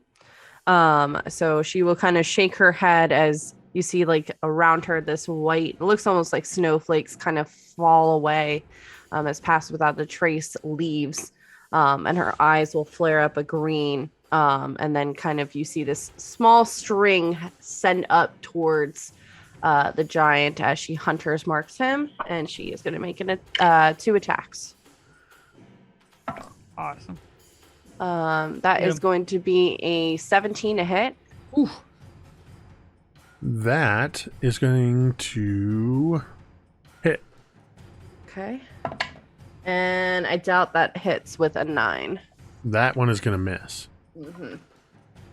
All good. As your arrows fly up, the first one strikes it in the calf, and then it kind of yanks its leg out of the way. And the next arrow you hear sort of ricocheting above somewhere. That is going to be 17 points of piercing damage for Okay. the one that hits. And she's just going to kind of quickly use her motion or movement rather to move a little bit to the right to get a little bit more coverage, realizing it knows that she's there. All right, That's it for me. Teera. Okay. So this thing is like up above us, right? Yep. How far above us? Uh, About. it is 30 feet up. You would have to run the equivalent of 60 feet or more to get up Yeah. the stairs to get to the level it's on. I'm not gonna do that. What I'm gonna do instead is I am gonna rage. And I am gonna ready an action. If it jumps down here to hit Vorn or Doc, I would like to then attack it. And as a free action, I would yell in giant, essentially the giant equivalent of "Get down here, pussy," and that would be that's my turn. Thank you very much. All right. Make an intimidation check. I was hoping you'd say that. Oh God, that is a dirty 20. Nice. There you go. Yep. You hear in giant, not a pussy.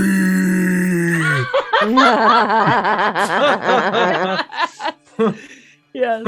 All right, so you've readied your action. hmm Mizya is sort of standing in the doorway, and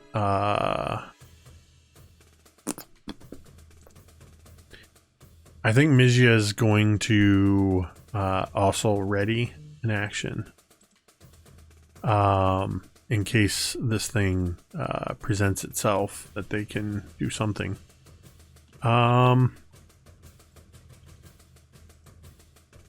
Okay. That is going to be. There's so many tabs.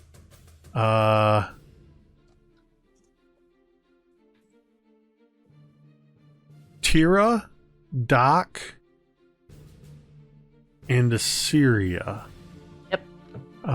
You all notice that as you're sort of just inside here, you notice that with all of the activity and the jostling of the tower, that the rats are scurrying around, and you notice that they are grouping together. You might even say that they're swarming. I would like all three of you to make perception checks as I randomly roll to see which of the three of you is getting attacked. Nat 20. 5. 25. Doc, you've got your eyes fixated up at this giant and you're not really paying attention to the rats. Teera and Assyria, you see the rats begin swarming around, and you notice that these rats don't look like ordinary rats. The skin has been flayed back from their skulls, exposing their brains, and you see veins, red pulsing veins running across their backs and shoulders. Oh, God. As Assyria, Yep. I need you to make a Sanity check. wisdom kidding. saving throw. Wrong game. Wrong song. Wisdom saving throw, that's going to be a 21. You feel a psychic energy emanating from these rats as several of them turn their glowing red eyes towards you. Oh my And for a moment, your vision swims, and you get a little confused as to what's going on. And then it passes. They tried to do something to you. All right, that's the rat's turn. From up above, you see the feet shuffling of this giant as it's trying to get its feet underneath itself. It is going to grab another rock, and I'm going to roll a real die this time as it hurls its dock. Nope. It hurls its rock. at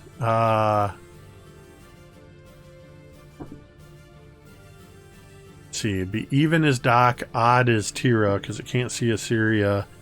Teera, this rock is coming to you. Ugh. That is a 13 to hit. That does not hit me. As a rock the size of your head explodes at your feet from above. And then you see the whole center pole sort of creaks as this giant grabs hold of the pole and just fireman slides down this shaft in front of you. This giant is 16 feet tall, has disgusting animal skins across its body. You can see that it is a female hill giant, and she looks angry as she squash you. Yes. She's in range, Teera, for Yes! your attack. Awesome. I want to hit her with my great sword. Here I go. That's a 23 to hit her. That's Nice. gonna hit. All right. And I actually get 2 attacks. Yep. Yes, you do. So I'll do both. That's a nat 20 on the second one. Nice. You know what that means? I sure do. So do you want me to roll the damage on the first one first? Go ahead and roll the then we'll damage deal on the with- first one, then we'll resolve the second. Alrighty. Here I go. So that is 7 plus 4 is 11 plus 1 is 12 points of damage on the first one. Okay, 12 on the first one. Yep. You are going to do an automatic max damage Right. plus roll your damage dice again. Are you adding your +2 rage bonus? Sorry, the last one should have been one more. I apologize. 14? I added plus Or 1 to my 13? rage. Yes, sir. Okay, The so second one. 13. So the second one will be, max damage, and then roll your So- damage dice. 16. Damage is an additional 19, 25. And then do I add my rage bonus twice or just the once for that second one? It would be part of the max damage. So then you're just adding whatever you rolled on the dice. Alrighty. So that is going to be... let me just make sure I'm doing this right. I apologize. 25 points of damage on the second Okay. attack. And then I need you to roll a d12, Okay. because this is a brutal wound.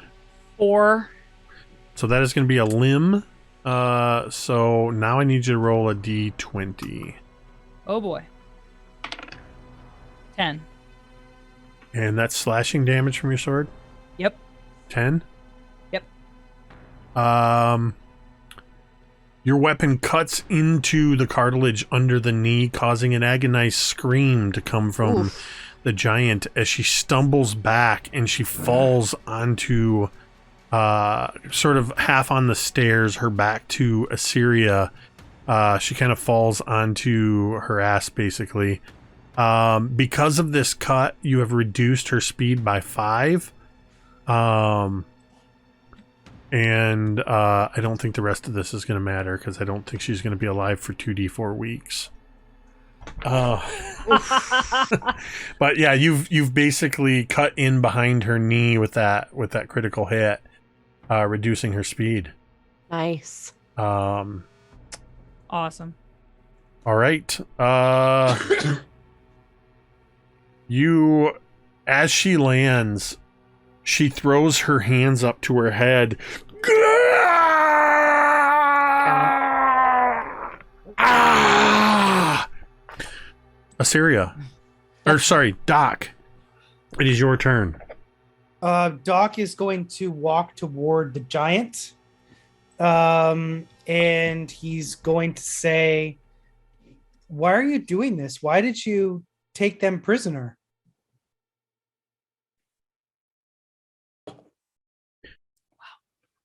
I'm going to need a persuasion check in her Oof. current state to see if she's going to be able to respond to you. And we did not make a super great first impression. Apologies come from me. Well, I was the one that hit first. There we go. Okay. To be fair. Oh, she threw the rock first. True, but Only There. 13. He says, "He didn't have to miss, you know." As Doc is talking, That is persuasive, by the way, Doc. As Doc is talking, he sees a flash of something that he can't quite place. He's at a long table, and there's a meal that's well appointed. There's a suckling pig in the middle. There are dozens of sconces with torches, and across the table, in a very large poofy dress, there looks to be a woman, but her hair is dark and it's cascading across her shoulders, but he can't make out her face.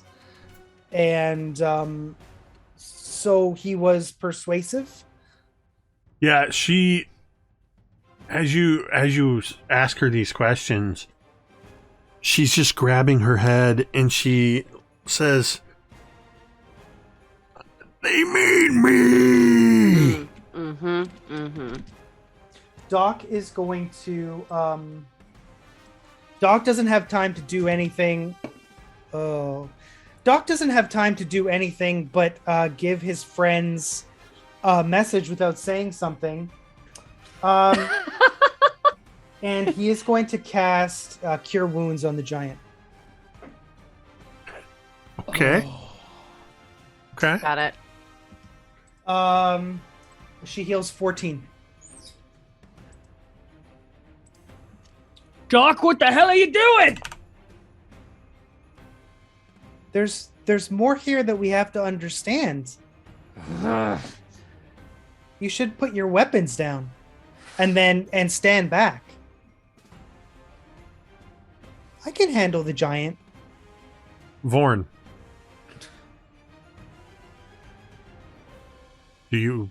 What do you do? I was thinking, wow, it's in their brains. Okay.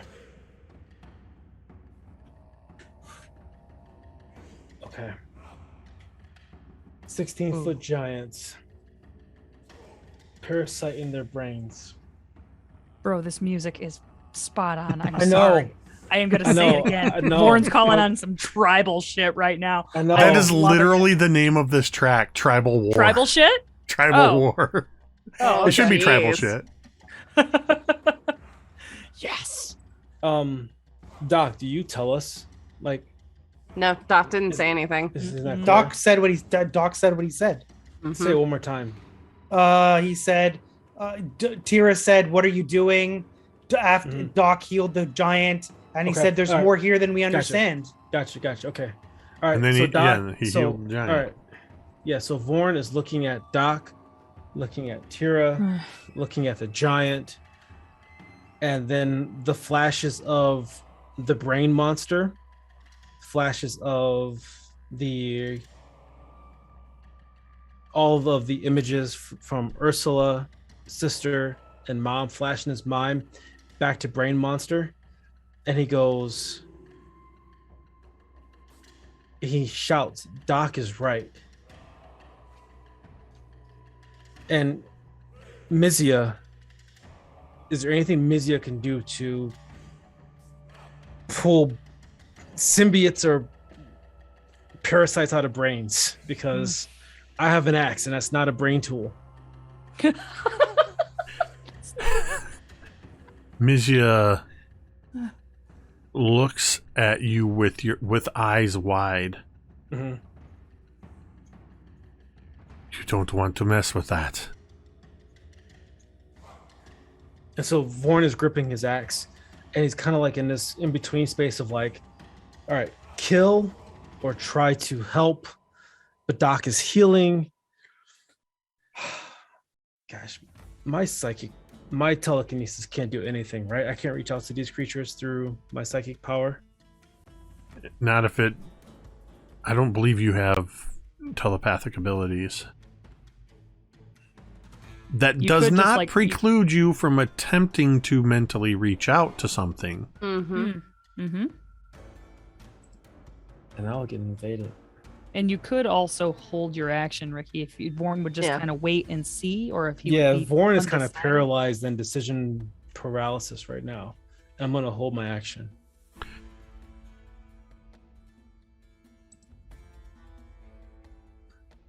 Vorn, I want you to I'm make a kinda like- wisdom. I want you to make a wisdom save Mm. Ooh. Mhm. Yep. because you were thinking specifically about this thing that you encountered back at Candlekeep. Mhm. What do I need to do to roll that with advantage? Spend a tone. Do tones. for it. Let's go for it. Get yeah, it, whatever Ricky. it takes. Yes. 14. Let me see here. I'm Professor Xaviering my brain right now. Yes. Yes. You got a 14. Yeah. Yeah, you're good. You're good. Okay. So you're sort of in decision paralysis. Assyria. Yep. You see all of this is sort of playing out. The giant is literally sitting about 10 feet away from you, but you also, where you're sort of sticking out of this window, there are these weird rats that are swarmed all around, and they are still very agitated. Seeing this, Assyria is going to shift her hunter's mark from the giant up above to the swarm of rats. Yes. Swarm of rats. And she's gonna You're gonna Legolas these rats? kinda. Tell me, Jake, I do apologize. It's just been a minute for switching weapons from going from the longbow to the long sword. Am I able to do that quickly, If you basically, because you're sort of laying in this window that you climbed up through this chute, you Sure. basically have to set it aside and you can draw your sword out. Okay, perfect. Can do. So she'll do that, and then she'll go ahead. This is the non-special longsword, not Okay. the moonblade.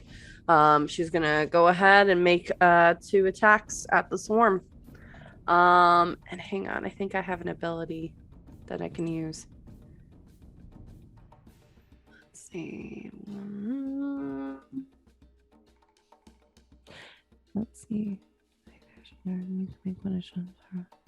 Yeah, so Dread Ambusher allows me to get a +8 to my attack. Really? I think. Let me That's double check. amazing. Wow. That's. I'm sorry. phenomenal. That's a D8 of damage. I apologize. Oh. I was gonna say, Sorry. Wow. Sorry. I was hoping for a +8. Sorry. I don't use that. I don't use it that often, so that's why I was a little unsure. Okay. First attack. That is going to be a 15 to hit. that's a hit. Okay. Second one is going to be a 16. That is also a hit. Okay. Get him. Get him. All right. First attack is 15 points of damage. Okay. Ooh. And then the second one. Oh, that's good. 14, 16 points of damage. And she's just literally hacking through the swarm that's in front of her. You cut through rats, multiple rats, and the swarm scatters. Most of it is scattering in pieces as you've cut through several of them. But you see a handful of them, 3, maybe 4 of these rats, scrabbling away and trying to scurry into the rubble and into cracks. As you pretty much took out the swarm. Hey, Hell yeah. I'll grab my bow. Nice. And that'll be it. I like to imagine Assyria. that's exactly how Or, sorry, Assyria Teera. reacts. Hey. Is anybody going to... Essentially, with the rats gone and the giant sort of at bay by Doc talking to it, unless you take any actions, you're going to come out of your rage and you're going to be out of combat initiative. Yeah. for the moment. I would imagine it's almost Doc's soothing tone that brings Teera out of her rage, and then she just sort of like blinks and looks over at Doc and is like, "What do you mean, why? What are you talking about? There's more to it." The giant said they made it do it. I mean, I don't understand why they would put them in cages. If they were going to kill them, they would have just eaten them, no? And I turn back. Brains. I want eat them. They won't let. Oh, Can Vorn shout out that it's the brains? Yeah, Ooh, you can we're all doing our own talk thing all you now. want. Yeah. You're out of What do you combat mean? initiative It's the for brains. the moment. Could somebody just speak plainly? The brain thing that came out of the last giant. There were rats. They're taken care of. They were messing with the giants. We're good. I kind of Okay. look back at the giant and I kind of just say in giant, I'm like, "Are you okay now?" You say this in giant. In giant. Make a persuasion check. Can I make this at advantage With the tome, yeah. with the tome, please? Yep. Yep, the streak is broken. Here we go. what streak? There is no streak. The streak of 2 weeks, I will have you all know. God damn it. Well, this is not good. It's a 7 with advantage. You want to know how not good it is? I rolled a No. natural 20. Oh god. Oh no. Are they mad about their leg?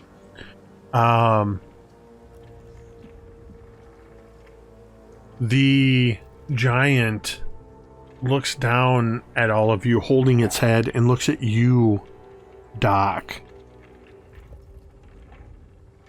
Make them stop!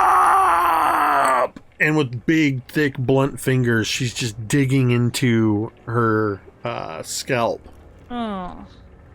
Okay, Doc is going to go up and he's going to take a look. So you're gonna climb up the stairs. Oh, okay. Okay. Oh, okay. Sorry, I've been making rolls on the side, and Ugh. yeah. Okay, Doc, what are you doing to go take a look? This thing is basically like 20 feet up, sort of sitting on a landing, He's holding going to its walk head. up toward it. Okay. What are the rest of you doing as Doc begins walking up the stairs? I'm just shaking my head and I look at Vorn and Asaria and Mizya and I'm like, we got to get those guys down. Asaria, Sarah's- could you... Oh, so Sarah's double checking to make sure the rats are taken care of. So she's double checking through the area. As you Vorn. So make an investigation check, Sure. Assyria. they are up in cages, right? There's One a cage. cage. Dangling Okay, like 60 80 feet up. above. Okay. Perception, that's going to be a 19. Investigation. Oh, investigation, that's going to be a 15. Okay. You see one last rat scurrying. You just see its little rat button tail as it disappears into a crack in the floor. All right. So Vorn looks over at Teera and is like, "All right, how do we get them? What do you think?" And we see, is there a stairway? I'm looking around. I'm trying to see the best path to. The path them. up is currently blocked by the giant who's sitting on the landing. Is there a chain that the cage is dangling on? It's hanging from a rope. Mm-hmm. Oh, a rope? Is the rope, you said it's on a rafter. It's Is wrapped the rope, around like, the up? rafter and it's hanging. So it's about 60 feet up. Yes. Okay. Oh, so if I cut the rope, they're going to fall to their death. Yeah. Yeah. I think this is thoughts in my head. I'm not going to Yeah, right. Oh. vocalizing these things. Yeah, no, for sure. Yeah, just squish them. No, but I would. Yeah, go ahead. I think we decide what Doc's doing. All right, well, first. you go ahead. Go ahead.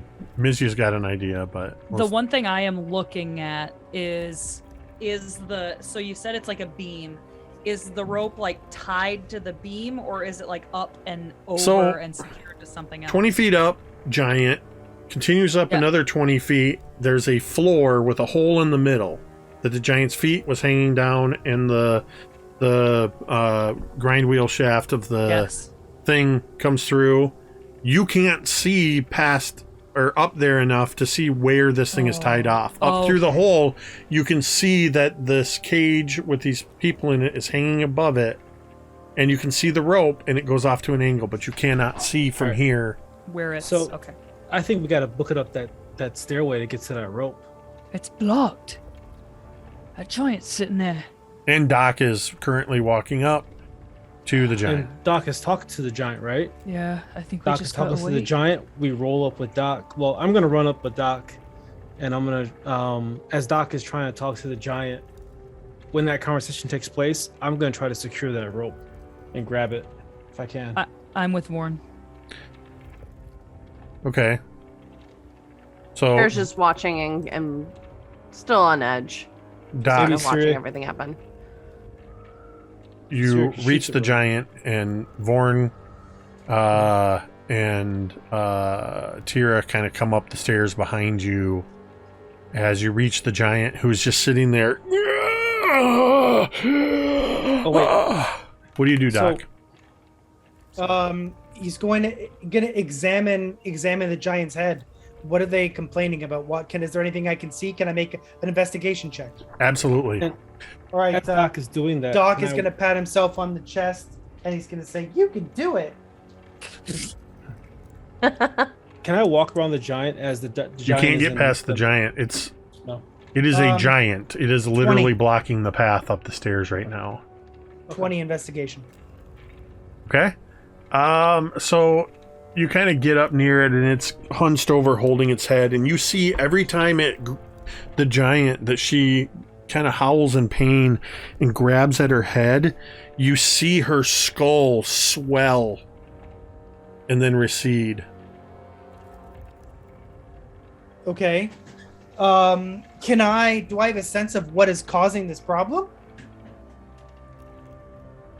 I mean, beyond what you think it might be, I guess you could roll an insight check.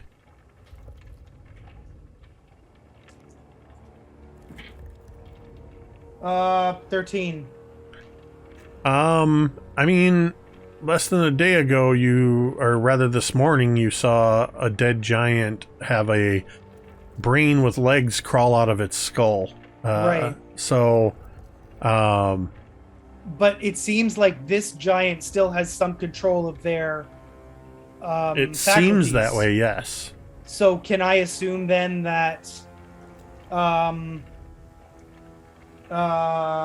it's possible to save this giant somehow? You can assume whenever you want. All right, I would like to make a can I make a nature check or an arcana check to determine that? I would say it would be nature or medicine check. Nature then. Okay. 17, 21. As near as you can tell, whether it's some other malady or related to what you saw from this other giant, this giant is suffering from a brain that is swelling. I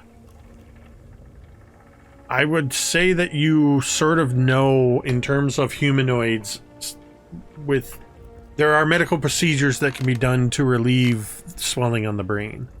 That could even involve rudimentary field practice of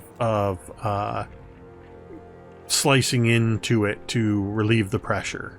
Yeah. So Doc would like to make. He's going to say to the giant. He's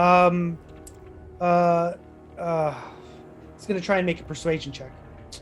And he's going to say, "There's something inside your head, but I have to get it out. It's going to hurt. Is that okay? It might fix the problem." Make a persuasion check with advantage.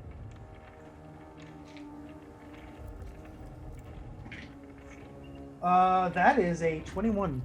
Oh, yes. With her head squeezing in her hand, she looks at you and she says, "Oh." Doc is going to he's going to kneel beside her head, and he's going to take out his scalpel or his knife, whatever you want to call it, and he's going to try and he's going to make a sleight of hand check to try and gently relieve the swelling in her brain by boring a hole on the side. Oh my god. Oh my god. Come on. Save her.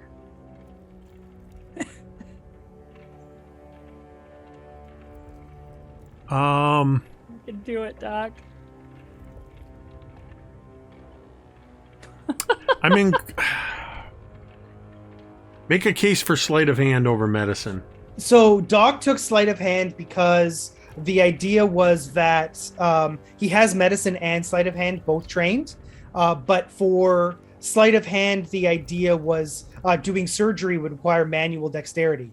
So understanding, diagnosing the problem to me would be medicine, but activating the solution would be sleight of hand. That would be my argument for sleight of hand. All right. Judge finds in favor of the defendant. You may proceed. Nice. Yes. You can do it, Oh, and I'm going to use a tome. I'm going to use a tome to roll advantage. Good for you, Okay. Gary. I'm proud of you. Okay, so that's 1924. Boy. All right. Save her. And no, I'm not going to do anything. I would like to hear what the result is. Okay. You, with your persuasion and your skilled, delicate hand, she sort of moves her hand a little bit, and you see the swelling sort of recede for a moment, and you use that moment to deftly make an incision along the side of her head that you can reach sort of behind the ear. And as you do so, you see blood, dark, viscous blood begin to ooze forth. And then you begin to hear the sound of her skull cracking. Oh. Remember when I rolled the check and you missed the DC by 1? Wait, sorry, I missed the DC by 1 on what? The sleight of hand check? Yes. Great. I am going to. What are you? Hold on. What are you doing? Great. So He's got meta magic stuff, dude. As Doc is making the incision, he has a flashback to an autopsy that he conducted on a giant many years ago, and he hears the sickening sound of a cracking skull as he goes in behind the ear, and he hears a voice, and it's a voice he doesn't remember ever hearing before. It's a deep, gruff voice. He says, you have to be delicate when you go behind the ear. It's the most precious part of the skull. And I'm going to add a d6 to my roll, which I can do after the fact. Yeah. My result is now 30. After you find out what happened? Maybe not. Hang on. What does it say? I know you can do it after you see the die result, but I'm questioning any ability that. Yeah, it doesn't specify. That's why I should have used it immediately. But that's okay. It's your call. I should have used it immediately, but I didn't. So it's up to you. So there's multiple factors at play, and you absolutely are confident that you have successfully then no problem. I done this procedure. Yeah.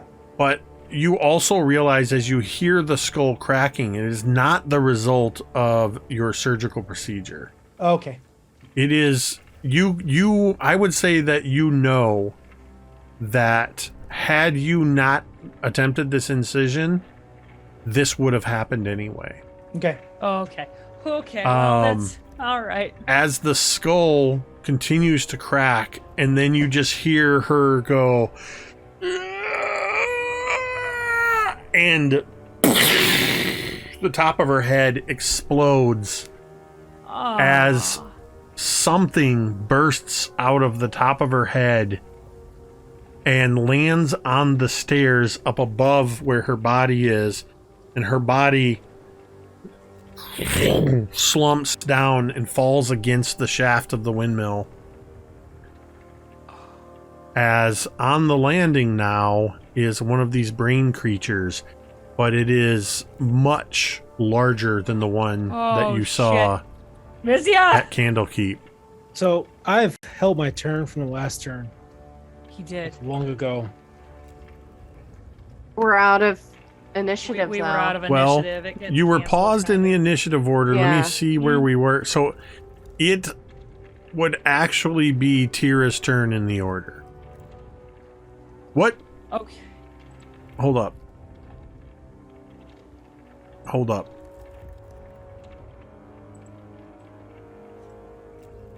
Hold up. Yeah. Wait a minute. Yeah, because after Doc had sort of calmed things down. No. Vorn is actually right. Ricky's right. Because Vorn goes after Doc, and Vorn held his action. So you would be able to fire off your action. Thank you. Get it, I would Ricky. love to pull both of my throwing axes out of my hatchets and double throw both of them at the brain with inspiration and all the advantages I can muster. So you get 2 attacks. Yes.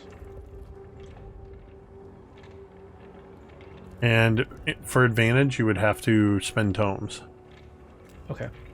How far am I away from it? 20 feet. Okay, yeah, that's axe throwing distance. Yep. All right. Whoa, I hit the wrong button. Sorry, I'm just trying to find the right throwing. Because it is a telekinesis, what I'm trying to use, right? Yeah, it's under your features and traits Gotcha. of what you can do when you throw your weapon. Okay.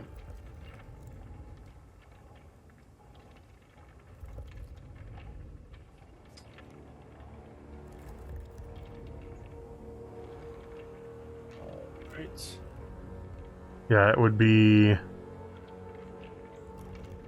the psionic strike. Is that what you're trying to do? Yes.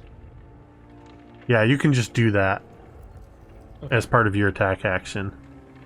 Okay, cool. Just gotta Um, find it on the sheet. it's in your features and traits. Yep. It's a class feature under psionic power. And then it has the checkboxes for every time you use it. You can only use it once, so it only applied to one of your attacks. Gotcha. And you deal extra damage with your D8 psionic energy die. So if you hit, you get to roll an extra D8 damage. Okay. So do I roll a d20 just to throw it? See how it goes? Yeah, you roll your D20 plus your plus 7. Okay. Or you just Thank click, you for bearing with me. or you just click in the where Yeah. the So hand axe is, the plus that's 7. gonna be a 25 to throw and hit. Yeah, that's a hit with the first one. Got it, boy. Okay. So that'll be the 1d6 plus 1d8 plus 4 damage. 1d6. Hold on. So do I throw the second one first, or want me to resolve the first one first? Go ahead and resolve the first one. All right. So 1d8 plus d6. Is that what you said? Yeah, 1d6 plus 1d8 plus 4. Jesus. Wow. 1d6 plus 1d8 plus 4.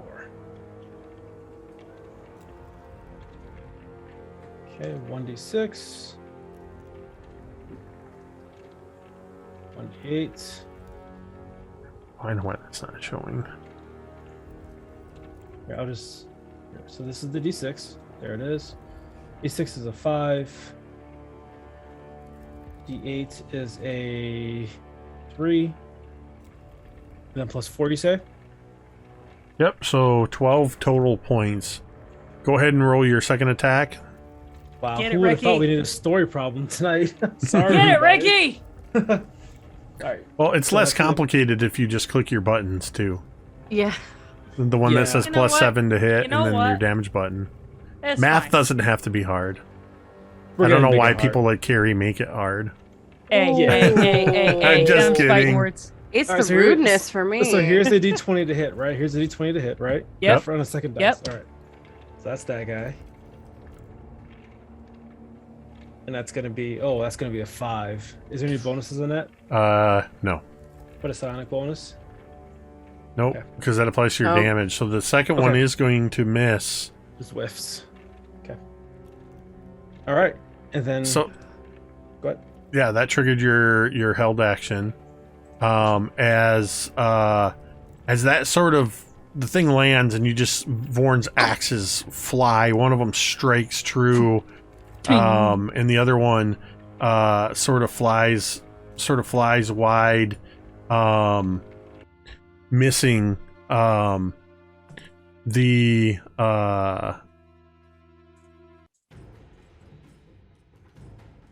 that would push into your turn, Teera, as you all hear in your mind this voice that sounds like a chorus of voices.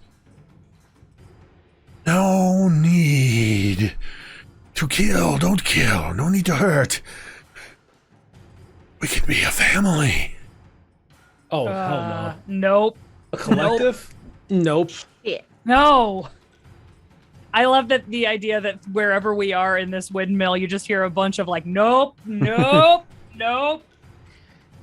Saria is cursing heavily in Elvish. And it is my turn, right? Yes. All right. Well, we can be a family really frosts Teera's ass, and I want to rage again. Go for it. This is 2 of my rages on this long rest, and I am gonna remembering though that I was supposed to stay away from this thing, I want to pull out my longbow and shoot Smart. at it from a small distance, at least from beside Vorn. And here I go.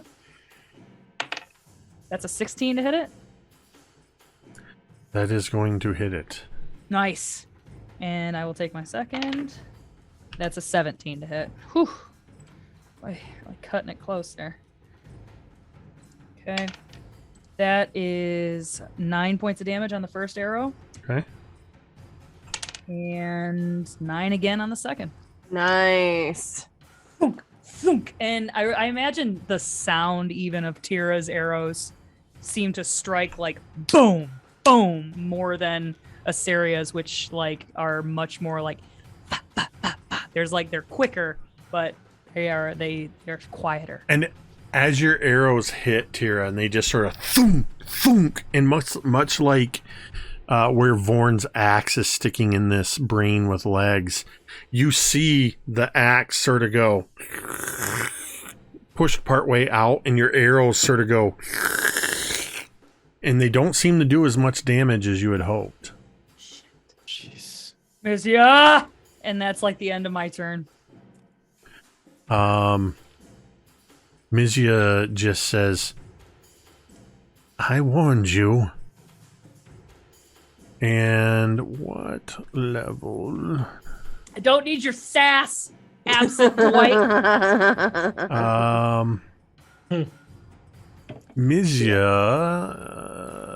Mizya is going to cast a spell on this creature. It needs to make a save. Gotta check.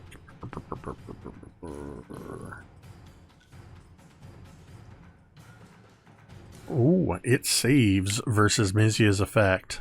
Oof. As you see Mizya cast another, the quill sort of rises up in their hand, and you see this magical energy sort of coalescing as they speak a word, and this purple energy lances through the air like a spike towards this brain.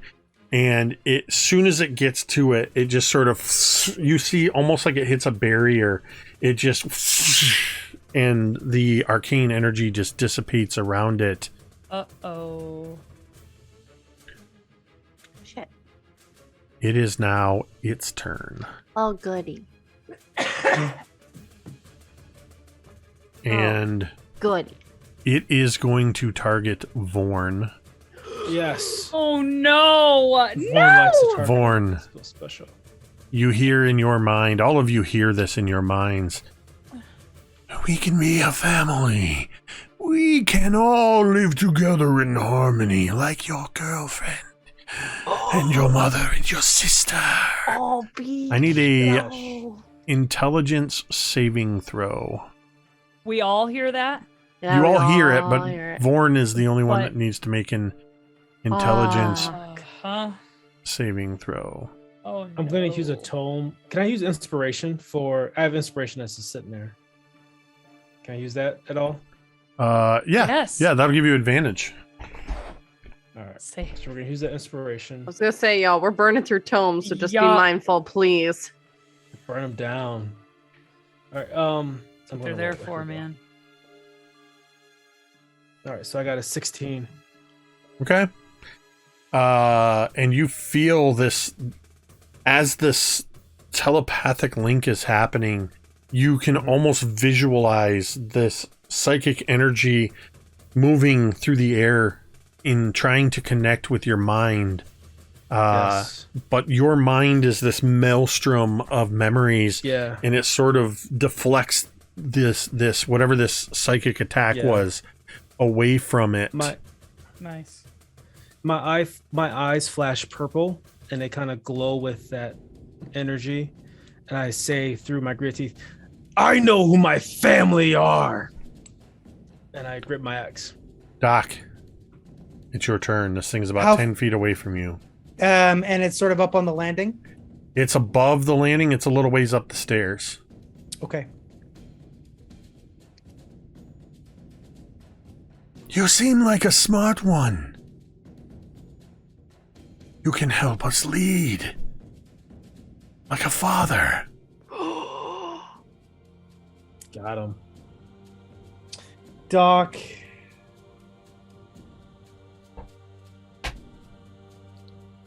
Is going to walk up to the creature. And he's going to say, "It seems to me that families bring happiness, not pain and death." And Doc is going to reach out both of his hands, and he's going to attempt to shove the brain off the landing 30 feet off the ground. Oh, Okay. Fall damage for the win. Let's go, Doc. So opposed athletics, I think. Or Yep. acrobatics, whichever works for you. Yep. I've made my roll. Nat 20 gives me a 25. Yes. Beats my 17. Yes. Let me just go. double check. Dude, had to be good. Had to be good. Let's see, it was 20. So it's 30 feet up.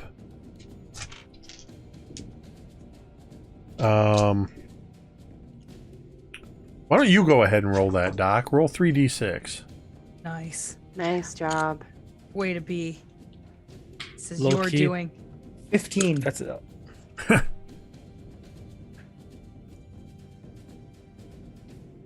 It had 14 hit points left. Oh, What is Doc? What does this look like?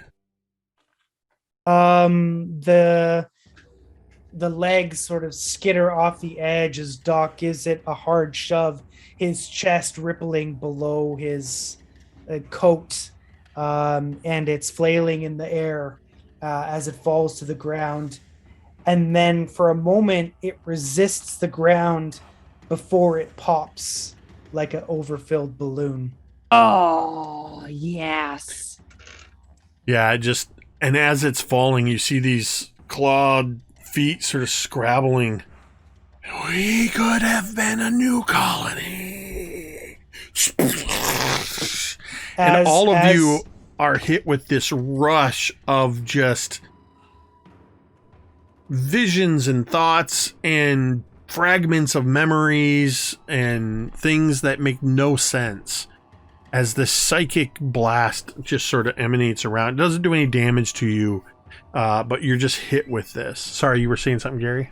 Once Doc recovers from the psychic energy blast, Doc is going to say, "No thanks. I already have a colony." And he's going to look at Teera, Vorn, Asaria, and Mizya.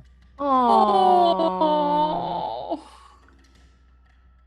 From above you. Vorn looks over at Doc and smirks, like, yeah, my family. From above you, Doc, you hear, "This is over." From up in the cage. Mm-hmm. And Forgot about them. it looks like Jolly and Jasper are peering down at all of you. And as we see this view, sort of looking from their vantage point after you've said this, Doc, and we're looking down from their view, looking down through the hole at all of you kind of scattered around, the camera view sort of spins around this pole and down past all of you until it gets to this crack in the ground where this rat scurried into. And it just seems to kind of move, cutaway view through the ground. And we see this rat scurrying down through a crack in the ground. And the camera just goes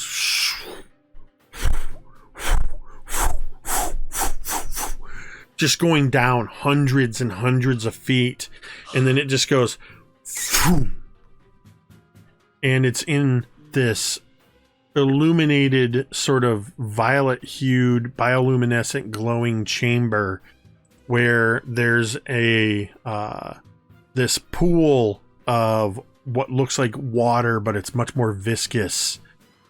And there is a massive brain about 30 feet across just sitting in this as a rat kind of crawls down through, and you see all around this chamber are more of these cranium rats scurrying around.